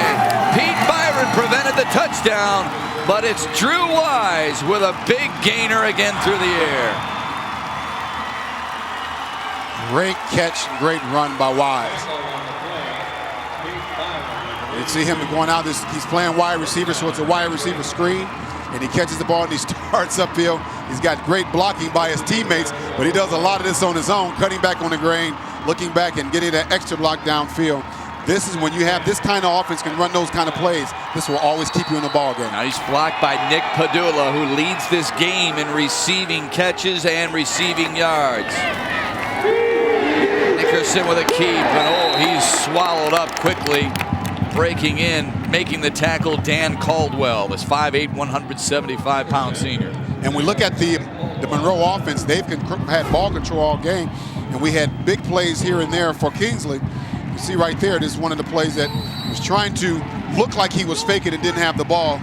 But he didn't fake out number 33 for Monroe, Dan Caldwell, the outside linebacker. Well, Nickerson had Rob Koutman out in front of him, but couldn't quite catch up to his pulling left guard. High snap, handled nicely. Nickerson delivers a dart to Padula inside the 20, close to another Kingsley Staggs 1st down.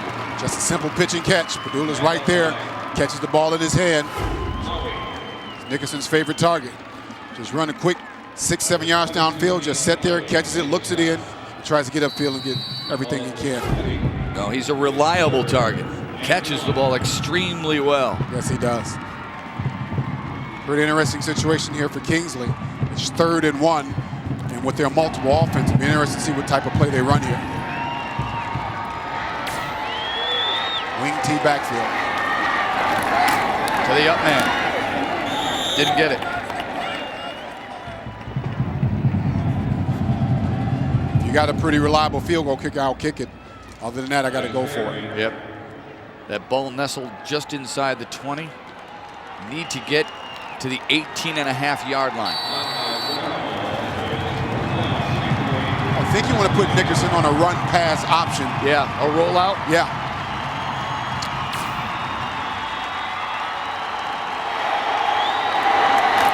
On the ground, Richards. Oh, spinning his way for a 1st down and inside the 15. Or hand the ball to Richards off the right tackle. Pete Byron again with a tackle, but not before Jack Richards, who has Kingsley's lone touchdown, picks up the first down. Yeah, Richards playing fullback there, just follows his blockers right up there. And as you can see, the outside linebacker wasn't sure who had the ball. Richards ran right past him for the first down. Good block by Joe Zenner from his tight end position. Richards climbed right up his back. Yeah, we didn't talk about Richards a lot in the top of the show, Matt, but he's doing a lot for this Kingsley offense tonight. Nickerson out of the shotgun. 2 wide receivers to each side. On a first down. Handled the high snap. Throws on the run. It's caught.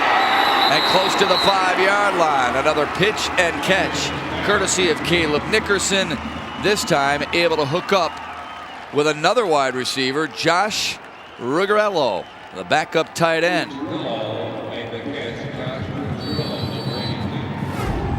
And your quarterback has to be a tremendous athlete, and he was on that play. Handled the high snap, didn't panic, rolled to his right, hit the receiver for another 8-yard gain. Rugarello's first catch of the season. Richards again inside the 5. First down and goal to go.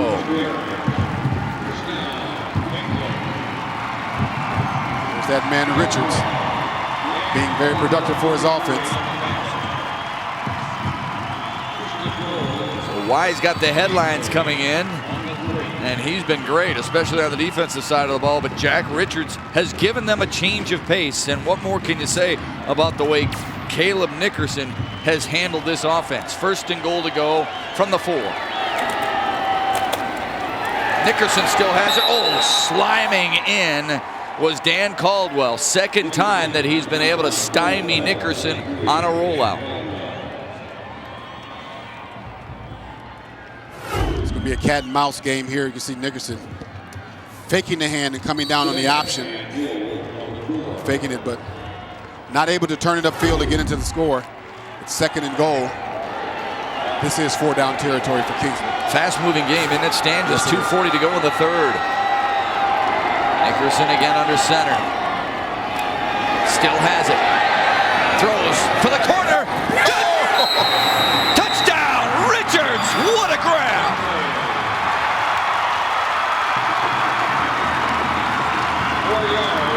Talk about unsung hero.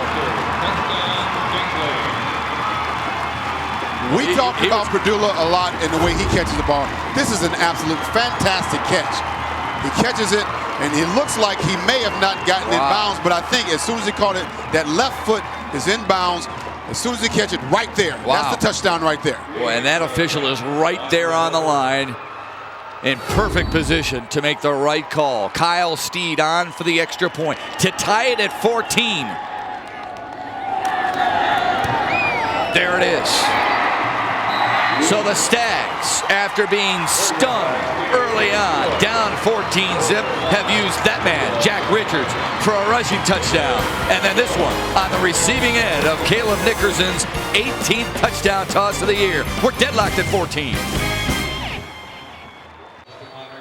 Heck of a ball game for bragging rights in Division 6 state championship here in the great football state that is known as Michigan. 2.5 to go in the 3rd. Jack Richards and Kingsley right back into the ball game. Stan Edwards deadlocked at 14. Impressive drive. Ladies and gentlemen, we have ourselves a ball game here. As I mentioned, when you have that type of offense, you can get back into the game very quickly. I don't know, Matt, if I'm more impressed with him, his ability to get 1 foot in the end zone, but this is just a fingertip grab right there. But he has a foot, catch it, and the foot's down right there. That's the touchdown. You can't throw it any better either. Nope. And that's just over the outstretched arms of the defender. And Kingsley jumps for joy, knowing that they were just an extra point at that point anyway, away from tying it at 14. Now we're deadlocked at 14. Seems like a long time ago that we were talking about Thomas Lito and the two spectacular touchdown runs he had. Now he's going to try and make something happen on the special team side of things. Lindsey Robinson inside the 5 with a fake handoff. To the outside and bottled up at the 17-yard line. And suddenly an orange wave has taken over Ford Field. Feeling pretty good. Rob Kautman in on the tackle.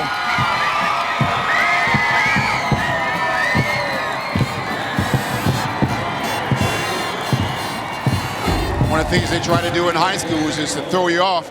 As you can tell, they right here on the kickoff return, the 2 return men try to You got to have a lot of confidence in your ability to have your back to the defenders and fake like that.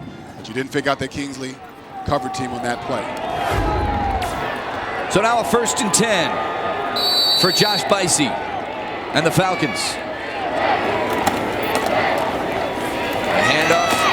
Nope, Bicey kept it and picked up a couple of yards.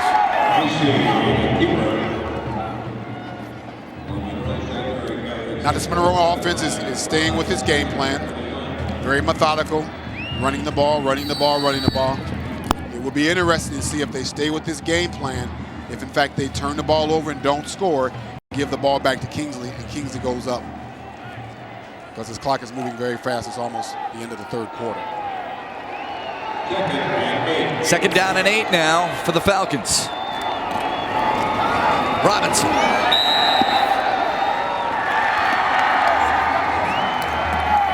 Winding our way down the end of the 3rd quarter. Suddenly Jack Richards has taken over. He was in on that tackle with Brian Bott. Big 6'4", 205-pound junior. He had a good look at there. 200 yards on the ground for the Falcons. Again, remember, as we talked about, they average 406. Meanwhile, their defense only gives up 125 yards through the air. The Kingsley offense boasts 164 yards in this game already. Wow. This is a state championship game, which is why they're probably only halfway to their normal game average. 3rd down and a short 6. Here's Lito.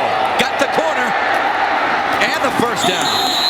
That's a heck of an effort right there by Thomas Lito. Yes, it was. He sets his blocks up very well. I didn't think he was going to get to the corner. When he dipped in, very smart runner. He was right here. He came inside and set him up and allowed the lineman to get out there, allowed him to get back outside to get to the corner and get a 1st down. Speed's a little deceiving, isn't it? Yes, it is. Under a minute to go now in this 3rd quarter. Kingsley has fought their way back to tie it at 14. St. Mary's Catholic Central on a 1st and 10. Robinson tries the other corner, wide side of the field. Padula chased him down and pushed him out of bounds, but Robinson did pick up about 4 or 5. As we talked about earlier, that the middle of this part of the Kingsley defense has been very difficult to run against. So as you can see, the last play where Lito got outside for a 1st down, they sent Robinson to the other side to pick up a few yards. It's kind of difficult running up this Kingsley defense up the middle. You have to go on the perimeter to see if you can have some success. 2nd down and 5 now.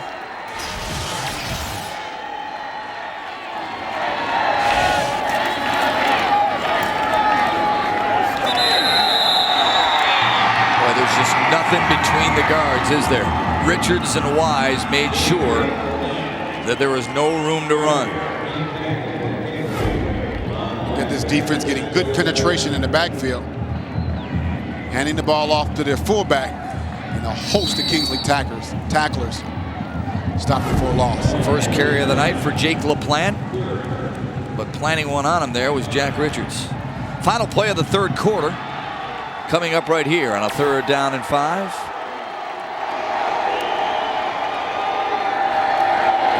First throw of the night for the Falcons.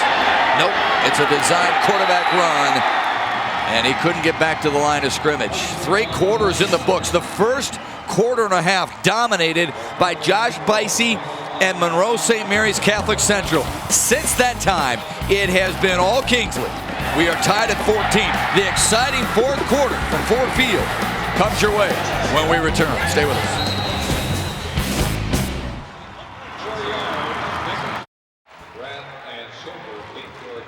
We get ready to start the 4th, tied at 14, and it's been Kingsley since about the midway point of the 1st quarter because of that man right there, Jack Richards. Jack Richards is a guy who we didn't talk about a lot at the beginning of the game, but man, he's showing a big time for his team. Scoring Kingsley's first touchdown there, run off tackle, and making a tremendous catch on the fingertips on the back end of the end zone for their 2nd score to tie this ball game up. So Richards with 2 scores. Tom Lito for St. Mary's Catholic Central with 2 scores. Richards 3 carries, 10 yards, and a rushing touchdown, 4 catches, 32 yards, and a receiving touchdown. Oh, what a stick at the 37-yard line. A.J. Lawhead was drilled on that punt return. A big hit delivered by Everett Palmer, the 6'2", 210-pound junior, bringing the wood. Lawhead's a pretty... I thought he had way for a fair catch because I'm following the football, and I knew there was going to be a penalty flag, but he didn't call for a fair catch. Well, I thought he got interfered with, to be honest with you. He had to sidestep his way around Dan Caldwell. Lawhead might be seeing a few stars. Yeah. And I wouldn't blame him after that hit. Oh, boy. Let's talk a little bit about Kingsley. The Stags from Kingsley, Michigan, up north near Traverse City area. Tim Wurr and that city, part of 443 strong, a farming community that has state championships in track and cross country. And now Nickerson hopping his way past the 40. That closer look at Kingsley brought to you by Gardner White Furniture. It appears that they're going to stay methodical now. They got the game tied. It's almost considered being 0-0. They're going to use their whole playbook arsenal to make sure that, you know, let's not get real giddy here and just start throwing the ball all over the lot just to be throwing it. I know we were successful, but now we have to manage the game and make sure that we don't give plays away. We're pretty productive every time we snap the ball. Nickerson out of the shotgun. Remember last time they used a lot of clock too, Stan. A behind the back handoff. Butler weaving his way, breaking free, has to be Jarmo. He does. Touchdown, Kingsley. Wow. Sam Butler. What a run, what a run, what a run. Came at the right time. They had tried the underhand, quote-unquote, Statue of Liberty draw before, unsuccessfully. But that time it was very successful. Way to go, Sam Butler. Way to give your team the lead in the state championship game. 59-yard TD run. Amazing balance up down the sideline. Longest run of the year for the senior Sam Butler. And Kyle Steed tries to give him a 7-point lead. The kick is good. And for the first time tonight, Kingsley is in front. They have responded with 3 straight touchdowns. The one that put him up in front, the Butler did it. 21-14 Stags. Butler 59 yards to pay dirt. Big plays again. Stan Edwards making things happen. Yeah, going to actually make it. But there, put it right in there. And man, this guy knows that, hey, listen, I'm not going to get a lot of opportunities this game because of some of the other players, but when I get mine, I have to make the best of it. He's stumbling, and you're talking about balance there. Just made it into the end zone. We have 3 plays in this ball game of 59 yards or more. That Butler 59-yard touchdown, a 59-yard punt return by Tom Lito, and a 79-yard touchdown sprint by Lito.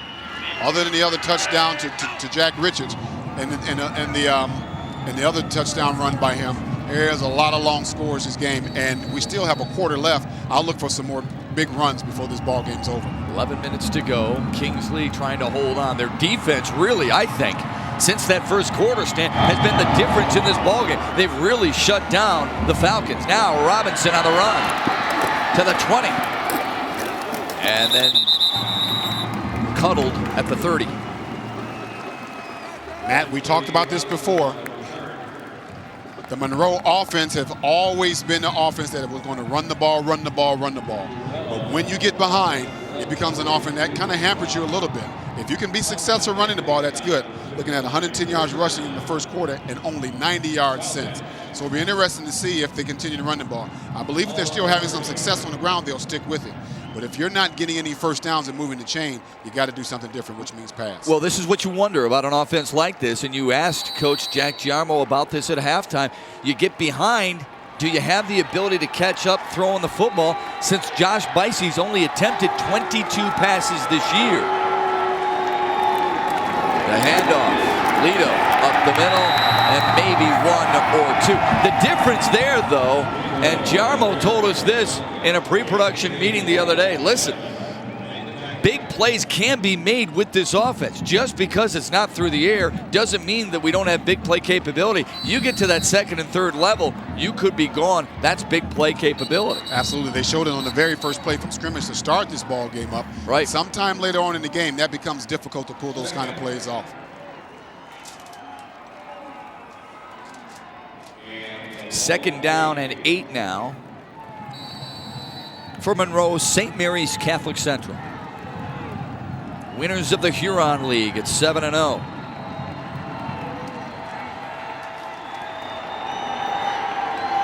Different offensive look to give. Lito might have gotten to the 35. Brian Bott tracked him down. Lito, a 3-year starter in this offense. And as we pointed out at the beginning of the year, 1,500 yards. Gaudy numbers. This is not 3-down territory, so this is a very important play for Monroe, coming up in 3rd and about 5.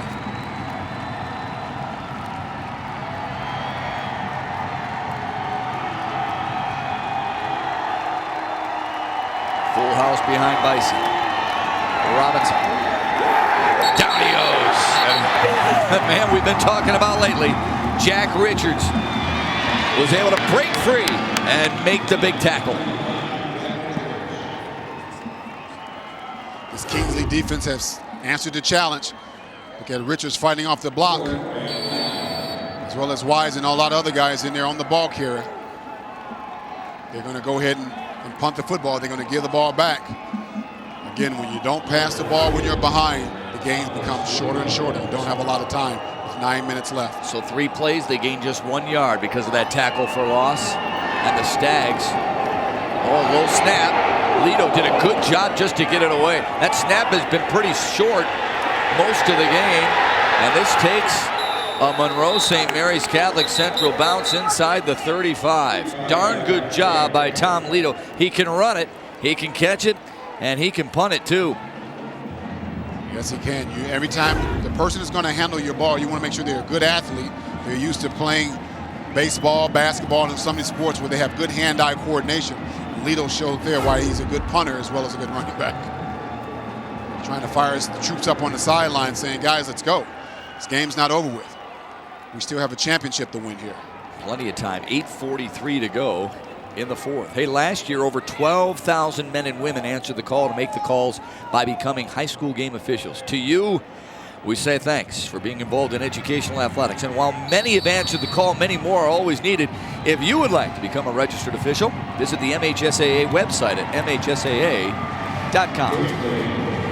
Take our time to thank the MHSAA for all the information they provided us to get ready for this broadcast here tonight. Always appreciate it. Great website if you want to visit it. 1st and 10. Caleb Nickerson will stay in the air, and he's got his man, Pelota, close to the 50-yard line. Another pitch and catch from Caleb Nickerson to Nick Padula. Philosophy. You're talking about trying to kill the clock and run the game out. Well, pitch and catch for them is just like running the football. Just pitch and catch out there and get like 13, 14 yards for a 1st down, and the clock is still running. If you can do it that well, then yes, you can run the clock out by passing the football. Padula averaged 18 yards per reception during the season.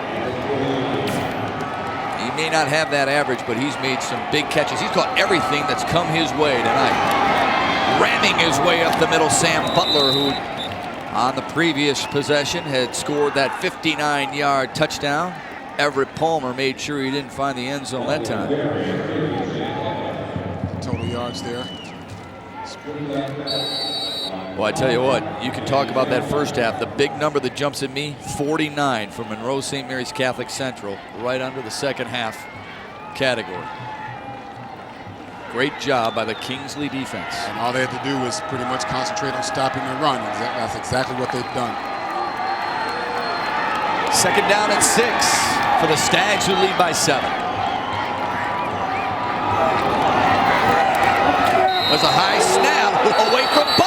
A flag on the play, but he's going to recover it just in case. I think they dodged a bullet there. That might be another illegal motion play. That's all it is. They're lucky. Well, I tell you what, you've been doing so well throwing the football and running your basic offense.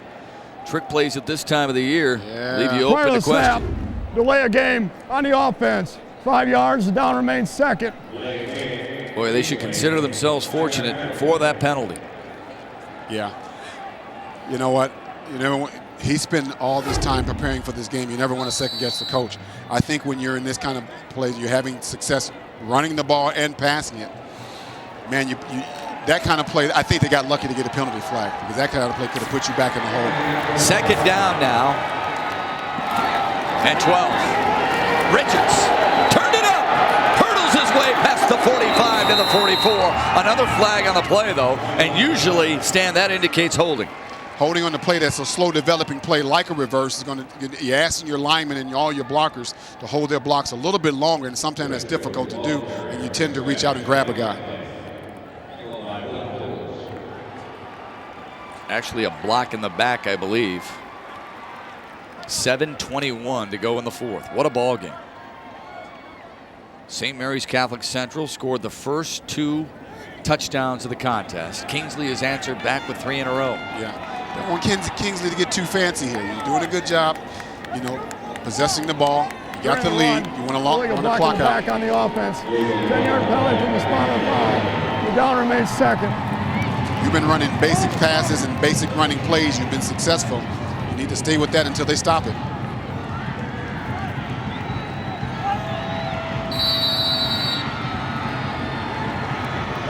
Well, you're staring at a second down and about 20. This is where it's nice to know you can throw the football. Yep. And sometimes you want to run a draw here. Nickerson will hand off to Butler. Nope, he's going to fake it, throw down the middle of the field, and incomplete. The intended receiver, Josh Rugarello. Nickerson paid the price, didn't he? Yeah, you can look in his eyes, tell him he's a little bit woozy right there. They faked the draw right there, sending back, trying to throw it over the middle. Took a good shot right in the chest right there from the Monroe defender. 3rd and 20 now. And Kingsley's going to call a timeout. Didn't want to take another penalty. So they'll jog to the sidelines and talk with their head coach, Tim Worth, whose club is up 21-14, but their quarterback feeling a little woozy after a big hit moments ago. Well, hope you can join us next weekend, too, because there's more state championship thrills with exclusive coverage of all 4 games in the MHSAA Girls Basketball Finals. Our start-to-finish coverage from the Breslin Center in East Lansing begins next Saturday at 10 a.m. And it comes your way only here on your home for high school state championship athletics, FSN Detroit. Alongside Stan Edwards, my name is Matt Shepard. We've had a dandy of a Division 6 state championship here tonight at Ford Field. Caleb Nickerson and Kingsley have responded with 3 straight touchdowns. And they lead 21-14 over Monroe St. Mary's Catholic Central. Nickerson thrown for almost 180 yards in the ball game. He's going to throw again. He's looking downfield. He's lofting downfield, looking for Padella, just off his fingertips. That would have been a whale of a catch. Yes, it would have, and I like the play being called that time. He did do some play action in the backfield because you're not sure what this offense is going to do in any given down and distance situation.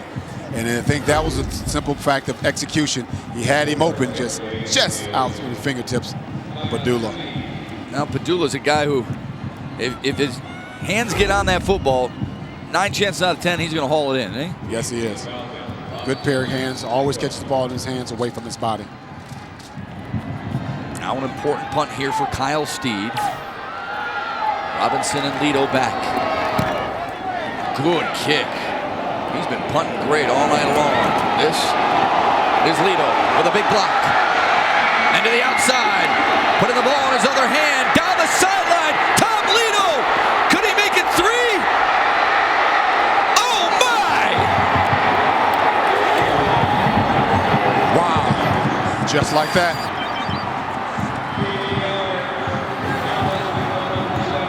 You want to try to kick it away from him if you can. As I mentioned, Matt, there's going to be another long touchdown run in this game. And he started to his right, then he came back to his left. I thought he didn't have enough room on the sideline. And I thought the kid had the angle right there, but this guy just tight-roped the sideline, and I'm almost pretty sure he didn't step out at all, and showing the speed all the way in for a touchdown. This is a very important extra point here for Monroe.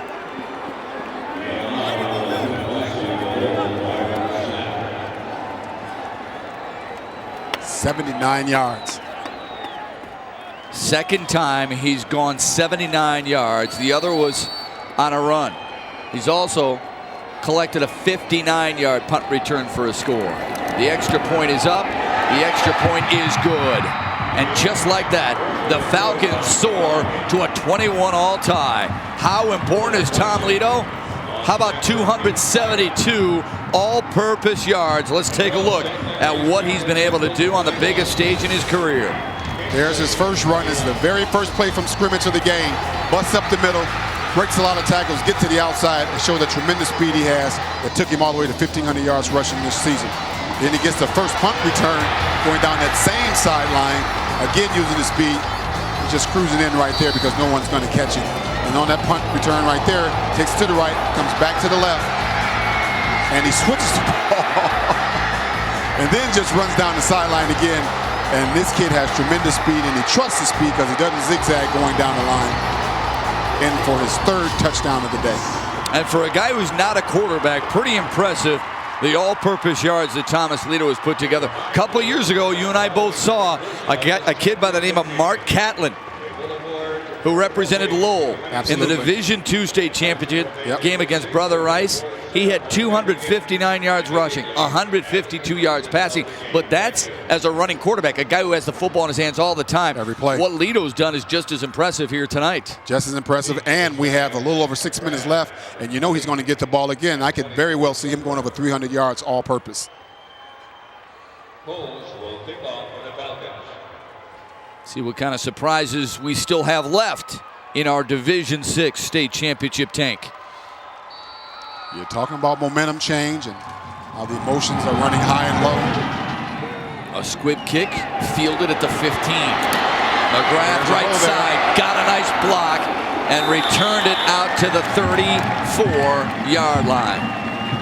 Let's take another look at how this game got knotted up at 21. Again, Lito is the kind of guy you don't want to have in his hand. If you have an option to kick it away from him, you do that. He was real close on that one. He was really close. A blade of grass might have been separating his left foot from the out-of-bounds line marker. But it counts.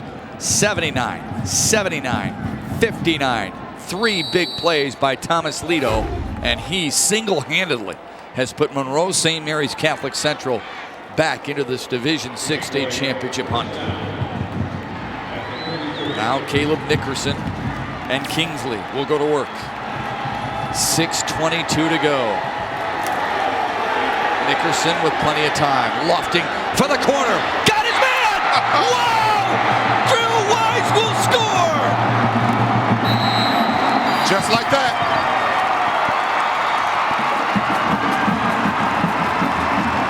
Oh my.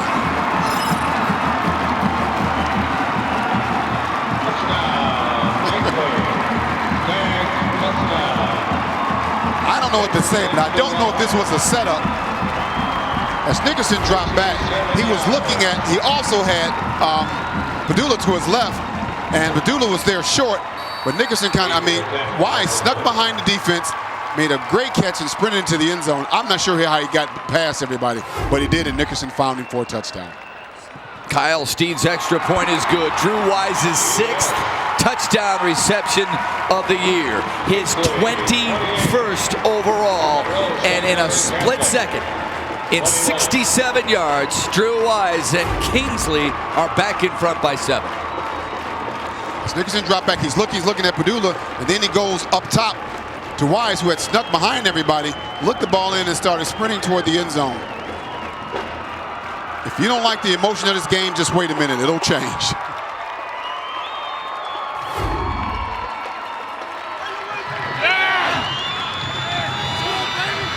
Nobody has an opportunity to relax in this game. That's not a bad per catch average, is it? Not at all. 61 yards per grab for Drew Wise. Well, he deserves a squirt from that water bottle. Remember, he's got to go back out on the defensive side. He'll be a tired young man after this ball game's over. Boy, the emotional seesaw effect that football can have on you.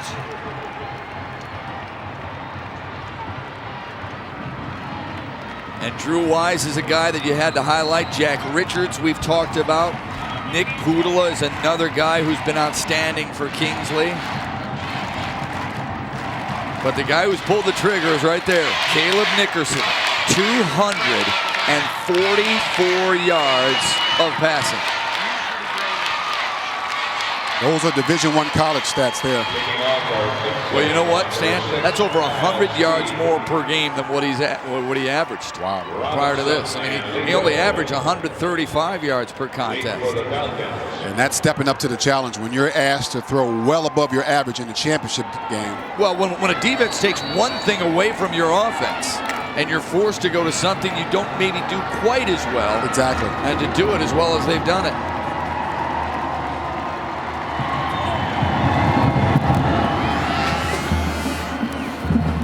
Robinson inside the 5, looking for a wall. Instead, it's decorated orange. Ball's out he goes, and a fumble on the play. Kingsley's got it! Wow.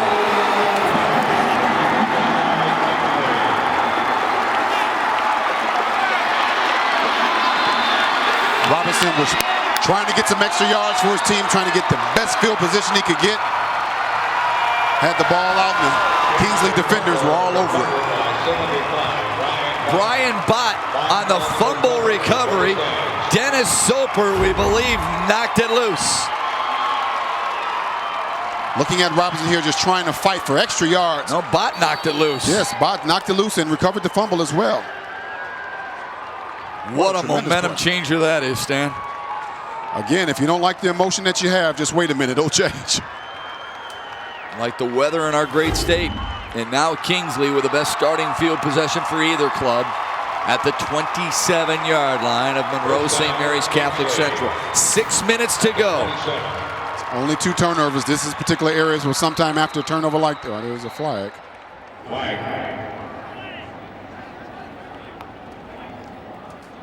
A timeout for Kingsley. Tim Ward trying to make sure he keeps the momentum and get his club's emotion in check. Sometimes you can be too high to be playing this game. Monroe St. Mary's Catholic Central was on a big-time high early on, leading 14-zip. Kingsley then scored 3 straight and 4 of the next 5 touchdowns. This has been a thriller. The previous 2 games we've had here on FSN Detroit have been just as entertaining. Mendon wins their 8th state championship. Matt McLish with a couple of touchdown receptions, and they beat Crystal Falls Forest Park. And then Birmingham Brother Rice watch Conda Hancock pick off 3 passes to tie a finals record, and they beat Hudsonville 14-7. Hancock tying a finals record, one of them with a one-handed interception of the spectacular variety.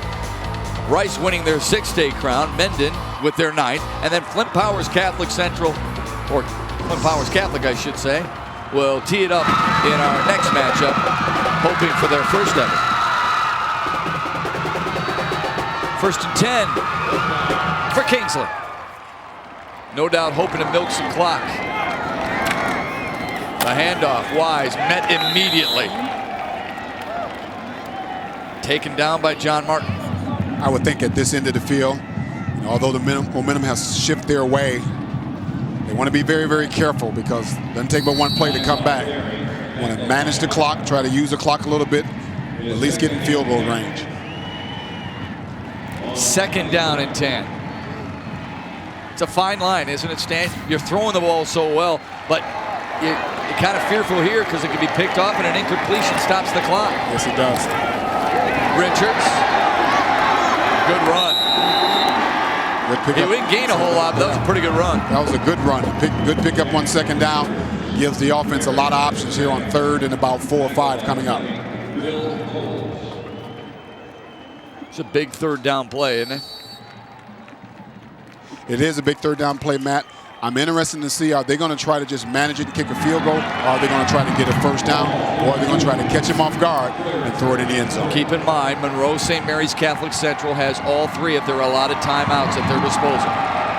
Drew Wise, the lone setback. Richards in motion. And a handoff near side for Butler.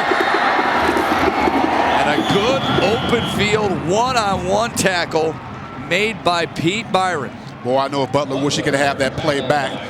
If he had squared his shoulders up and head toward the field, you'll be able to see it right here in a pretty good way. He needs to get the first down. Right he turns his shoulders and turns going toward the sideline. If he'd have just came up here a little bit more, he'd had an opportunity to get the first down.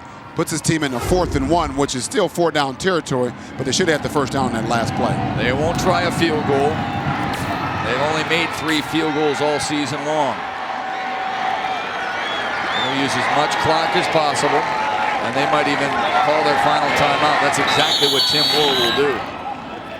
This is the most important call right here in Kingsley's history. A 4th and 1 with 4:02 to go in the Division VI state championship, and the Stags clinging to a 7-point lead. Matt, I agree with you. This is the most important call in school's history because they've never been to the state championship before. I got a sneaky suspicion that they're going to have another important call before this game is over with. Well, we have seen some big runs in this ball game, Stan Edwards, so far. No one approaching the all-time mark for most rushing yards in a state championship game. That is part of our FSN Detroit flashback. Not long ago, either Jim Schrag, 307 yards at the Pontiac Silverdome. He was deadly all night long, leading Constantine to the win over Sutton's Bay just a year ago. 26 times he carried the rock, and Jim Schrag delivered in an unbelievable and unforgettable way. Schrag had a tremendous night that's so memorable in state finals history here in the state of Michigan.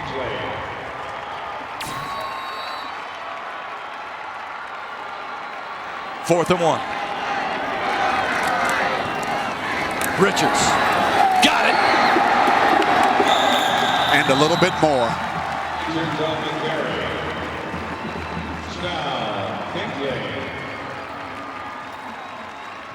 It's a pretty big play.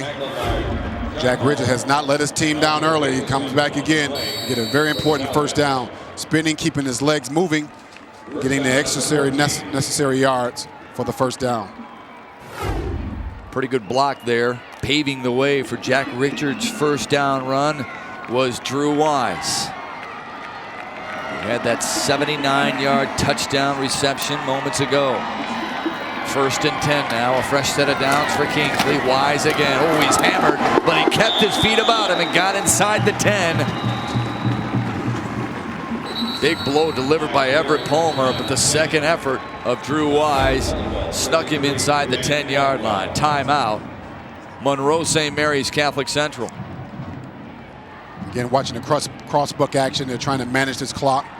What they're trying to do is make sure they want to score, but they don't want to score with a lot of time left on the clock. 3:23 left to go here in the fourth. What an unbelievable matchup this has been between Monroe St. Mary's Catholic Central at 12-1. The Falcons scoring the game's first 14 points. Champions of the Huron League looked like they were in control, but Kingsley never caved.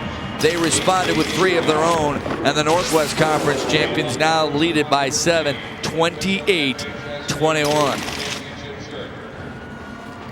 Game 3 of 4 games here at Ford Field on this Friday, and then tomorrow 4 more champions to be crowned. Kingsley gets here courtesy of a blowout win over Sutton's Bay. Look at the 42 spot they hung on Ironwood, and then a tight one against Reese until Tim Moore's team broke it open late. Gaudy offensive numbers for this club all season long. You got to be real efficient here with the ball on the 9-yard line and 3 minutes and 23 seconds left to go to be able to use as much clock as you possibly can and still score some points. Caleb Nickerson have has led this club to the situation they're in. Their horse all year long, Drew Wise, whose father played at Northern Michigan with Steve Mariucci, the head coach of the Detroit Lions, who was coaching his club yesterday in the annual Thanksgiving Day game to no avail. Second down and 6 now for Kingsley. I think this little break here really benefits St. Mary's defense, allows them to get their breath, to be poised, to be in a position to make a play. We thought it was going to be a battle on the ground. Instead, Kingsley has found their success via the air. They'll keep it on the ground here, Richards, but a flag on the play usually indicates illegal motion against the offense. Part of the snap, false start, offense 5 yards. Still second down. It's not what you want when you're trying to go in and score. They're trying to get a head start and get a jump on the defense, get a good block. But you don't want to make any mistakes in this part of the field. You want to make sure here in the red zone, which is 20 yards into the goal line, you want to make sure you're efficient and not make any mistakes. Second down and 11. Richards feeling his way and spinning his way close to the 10. Everett Palmer again in on the tackle. Richards has been a workhorse. Wise has been a workhorse. And that man right there, Caleb Nickerson, who took over a year ago. The team was 3-3. They finished 6-4, and this year 12-1. So he is 15-2 as a starter for the Stags. Looking to help this club make history. Under 3 minutes to go now. Third down and long. Wise stumbled, might have fumbled too. If he did, he got it back. No gain. Anthony Jarmo, who has been a wrecking ball for Catholic Central all night long, in on the tackle, and Drew Wise is forced to take himself out of the game. Yeah, Wise is coming up lame. That's not real good. That's one of their star players on both sides of the ball. Right. Don't want to have him out of the ball game. This fourth down coming up. Monroe takes a timeout. Hope Wise can get a chance to get some time to get that leg together so he can get back in there. See if we see what happened here to Drew Wise. He hesitated and came across the left side of the formation. Was getting upfield, a host of tacklers. You see a couple of tacklers laying on his ankle. Maybe they got it twisted or bent the wrong way up under the pile.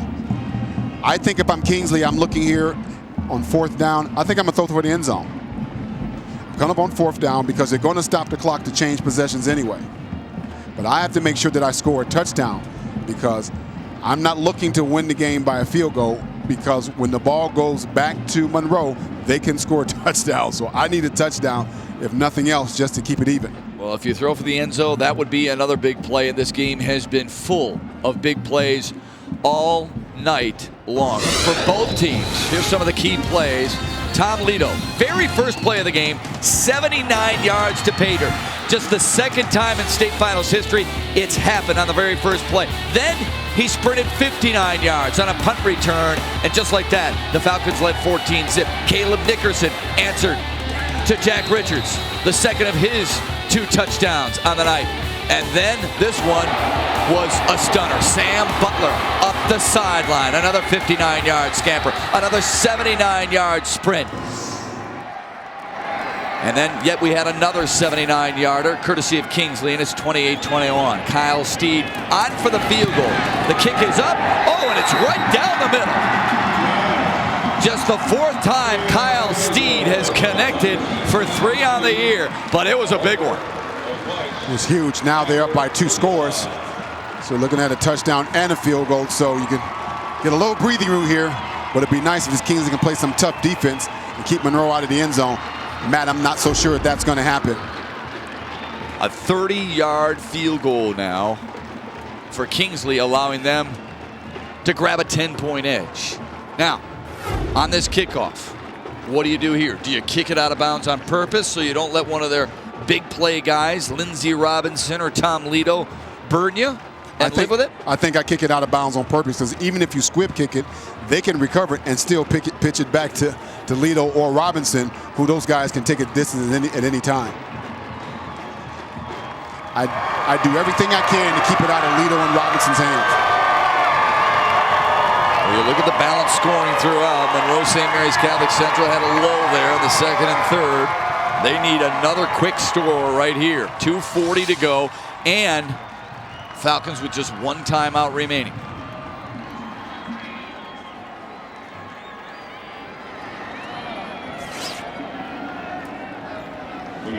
It looks like the way that the return team is setting up, they're expecting a squib kick. The long return man back there this time is Lito by himself. Some of the other returns, he was back there along with Robinson, but not this time. Lito's back there all by his lonesome. Well, they moved Robinson up at the 26 in case they squib it, maybe.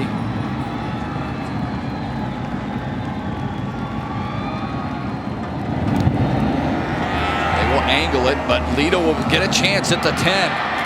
Has a white wall in front of him and muscles his way close to the 30-yard line. They hemmed him in pretty well, but they did give him a shot. And now, what kind of shot does Monroe St. Mary's Catholic Central have?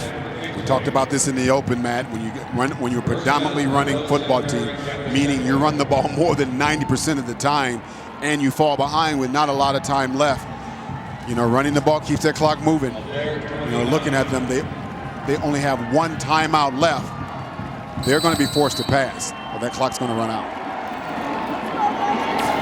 Now 7, their quarterback, Josh Bicey, has attempted just one pass all night. Now he's forced to throw. He's going to scramble, and he's going to get hit once. Oh, he's got room now. He needs a crack block, and he got one, but that's going to be a clip. That'll be a clip against Nick Bestie, who tried to come back and help his quarterback out, but had his head on the back of the defender.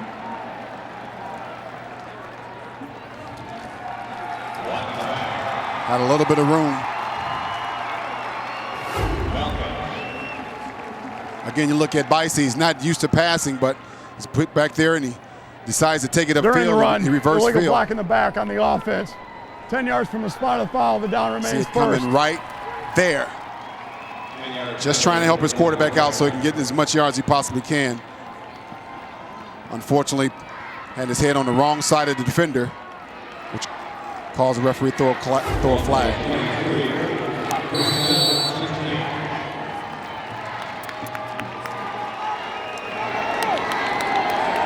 Just 23 attempts on the year. Tough situation for Josh Bicey. They keep it on the ground, nothing doing. Yeah, those stats were not for this game. It was just for the season. They don't pass at all. They pass very little. And again, they have one timeout left with 2 minutes and 9 seconds to go. They need a big play right here. And they're very capable. Oh, yeah. Bicey's run for a 69-yard touchdown earlier this season. We've seen what Tom Lito can do. We know Lindsey Robinson didn't gain 1,300 yards for nothing. Bicey wants to throw. Pressure coming. Oh, what an elusive move that was, but he got back to the original line of scrimmage. Because Kingsley, if they want, they can just pin their ears back. Good play by Travis Payton from his linebacker position. Yeah, they're not moving very fast, and the clock is running unless they're going to use a timeout.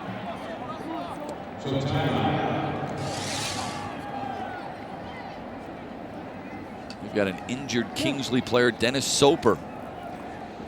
Oh, I know you never want to see a kid hurt. Nope.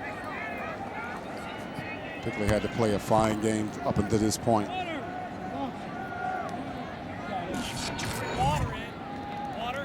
St. Mary's Catholic Central, just one timeout remaining, 1.5 to go in this Division VI state championship.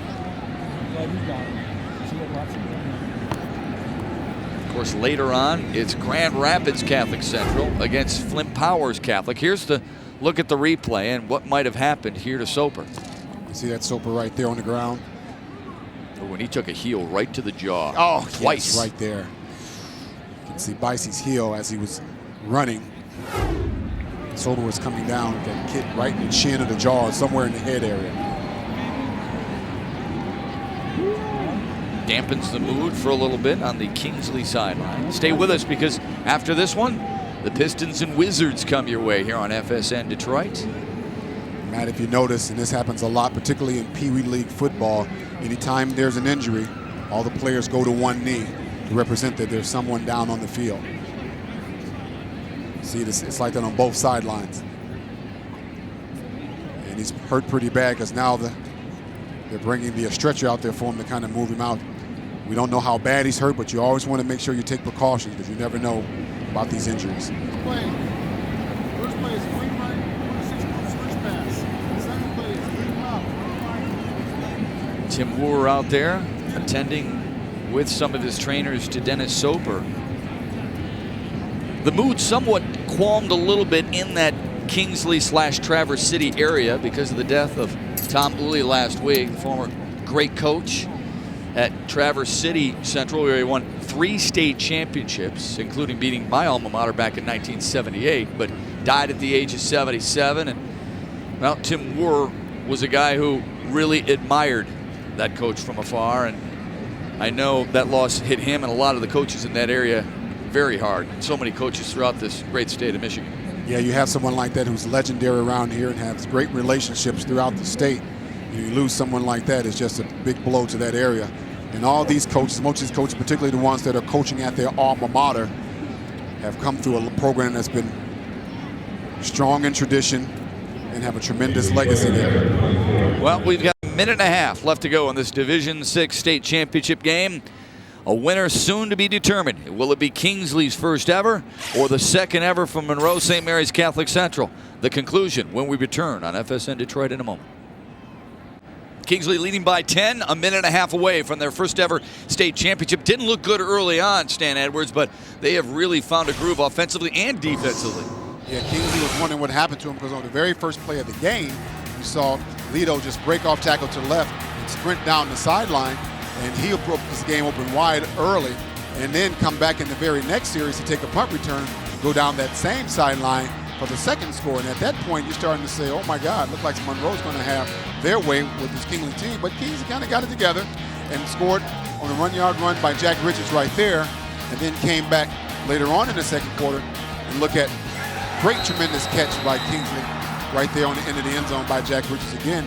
And now they're starting to move. You got Sam Butler coming off with a draw play. He sprints a long way for the touchdown beginning here in the second half. Stumbles, and he does make it in, believe it or not. And now Monroe gets back into the action with their main man Lido, getting a punt return, taking it 79 yards down the sideline in for his third score of the game. And looking at a long touchdown pass from Nickerson to Wise, who sprints in for the end zone to put Kingsley back up and put them up on top again with this field goal to make the score 31-21. But Kingsley, a little melancholy feel right now because of what has transpired to Dennis Soper. Fans obviously behind him in full force, as they are with every player on this team, giving him a standing ovation. Dennis Soper's played very well today, folks. A big reason why this Kingsley club is in the position it's in. But you have to wonder, after getting hit twice in that chin area or the jaw, you wonder if it's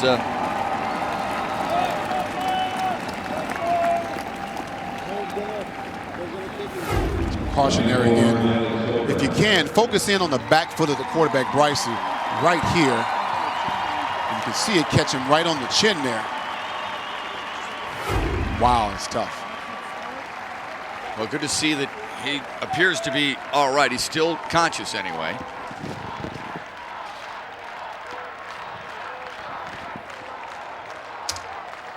So now, somehow, some way, Kingsley tries to resume playing football. They need to gain that emotional momentum right back on a 3rd down and 10. I see. I guess they had no problem, huh, Stan? No problem whatsoever. Courtesy of Travis Payton. A big play by a big play guy right there. Travis Payton is one of the leading tacklers coming into this ball game, and we didn't hear a lot from him early in the game. But what a time for him to come through for his team and sack Bicey right there to put the team in a 4th down situation. Bicey has to throw downfield. Caught! First down. Wow. What a pitch and catch. John Martin on the receiving end of that Josh Bicey connection. That was a do-or-die play because that was a 4th down play in about 16, and they got about 24 yards on it. On the play for Kingsley, 11, A.J. Just the 9th completion for the junior quarterback all season long. 1st and 10, under a minute to go.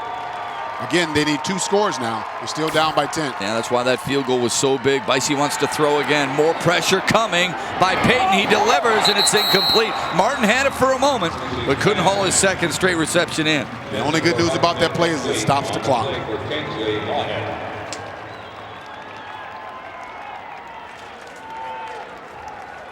Bicey over there getting instructions from his coach, but it's a good throw and just couldn't pull it in. A.J. Lawhead on the coverage, and now 2nd down and 10.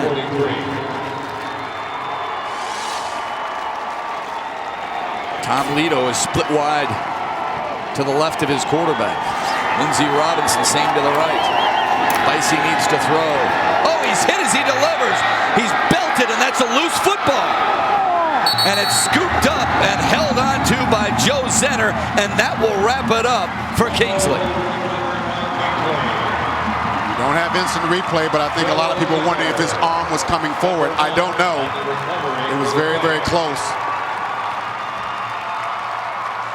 But since we don't have instant replay, there's 36 seconds left for Kingsley to have their first state championship.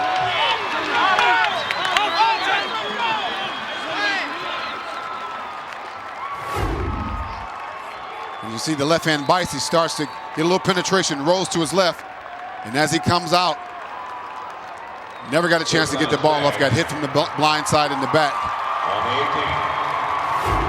Carl Webb. Yeah. Carl Webb with the pressure and the hit on Josh Bicey.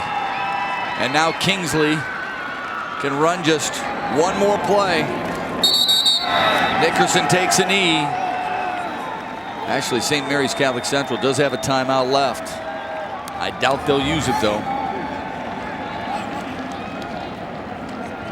The end is inevitable. It is now, but it wasn't 2 or 3 quarters ago. This was a tremendous football game. Oh, it sure was. My hat's off to both teams and both coaching staff and both fans. This is what a championship game should be about, coming down to the final seconds, not knowing who's going to win. Well, Stan, Tim Wurr allows families of the players to hear his speeches at the end of each game. It'll be an emotional and a speech he'll never forget. Kingsley are your Division VI state champions. Wow.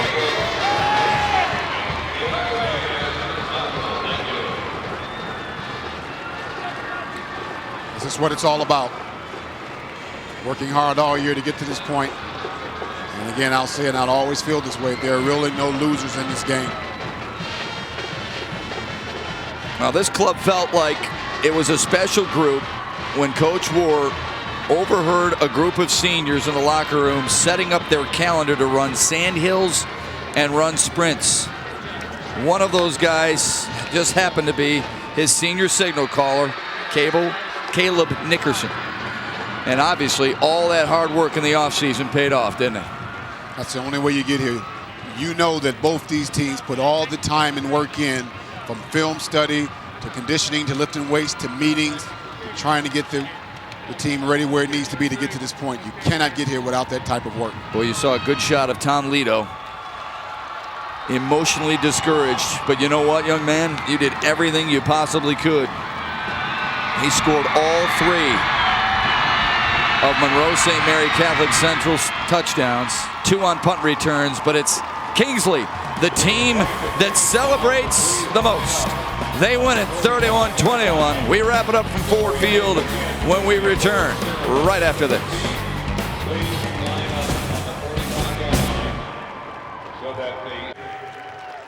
It was another immediate classic with Kingsley beating Monroe St. Mary's Catholic Central for the Division VI crown, 31-21. Eric Oferseth, as the Ford Field PA announcer, has already allowed Catholic Central to grab their runners-up trophy, and now the presentation of the Kingsley Championship Trophy. Championship Trophy.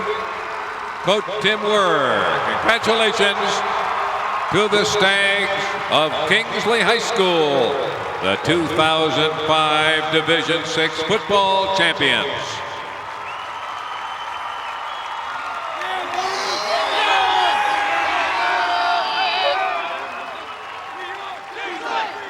Reminder to Stag fans, officially licensed Michigan High School Athletic Association champion. So many different heroes for the Stags tonight, Stan Edwards. They really came through when they needed to. Yeah, they needed to. We talked again about the quarterback Nickerson and Wu Wise in the top of the show and Travis Payton. But Jack Richards was the guy who really stepped up big time, a guy who has never been called on a lot throughout the season. But, man, he played big time in the championship game. Well, a fantastic effort on the part of the Kingsley Stags. Down 14-zip, they win at 31-21. This was one of those games, folks. Anything you can do, I can do better. And Kingsley happened to do it better on this Friday night. Our next game is at 11 o'clock with same-day coverage of the Division IV title game featuring Grand Rapids Catholic Central and Flint Powers Catholic. Now, for my partner, Stan Edwards, for our producer, Dennis Galloway, and our director, Jeff Mitchell, my name is Matt Shepard saying so long from Ford Field, where the final score of the Division VI title game is Kingsley 31, Monroe St. Mary's Catholic Central 21. You've been watching high school football on FSN Detroit, where you can see a complete recap of the finals weekend on a special edition of DSR tomorrow night at 10. Goodbye for now from Ford Field, and good luck to the Pistons against the Wizards next.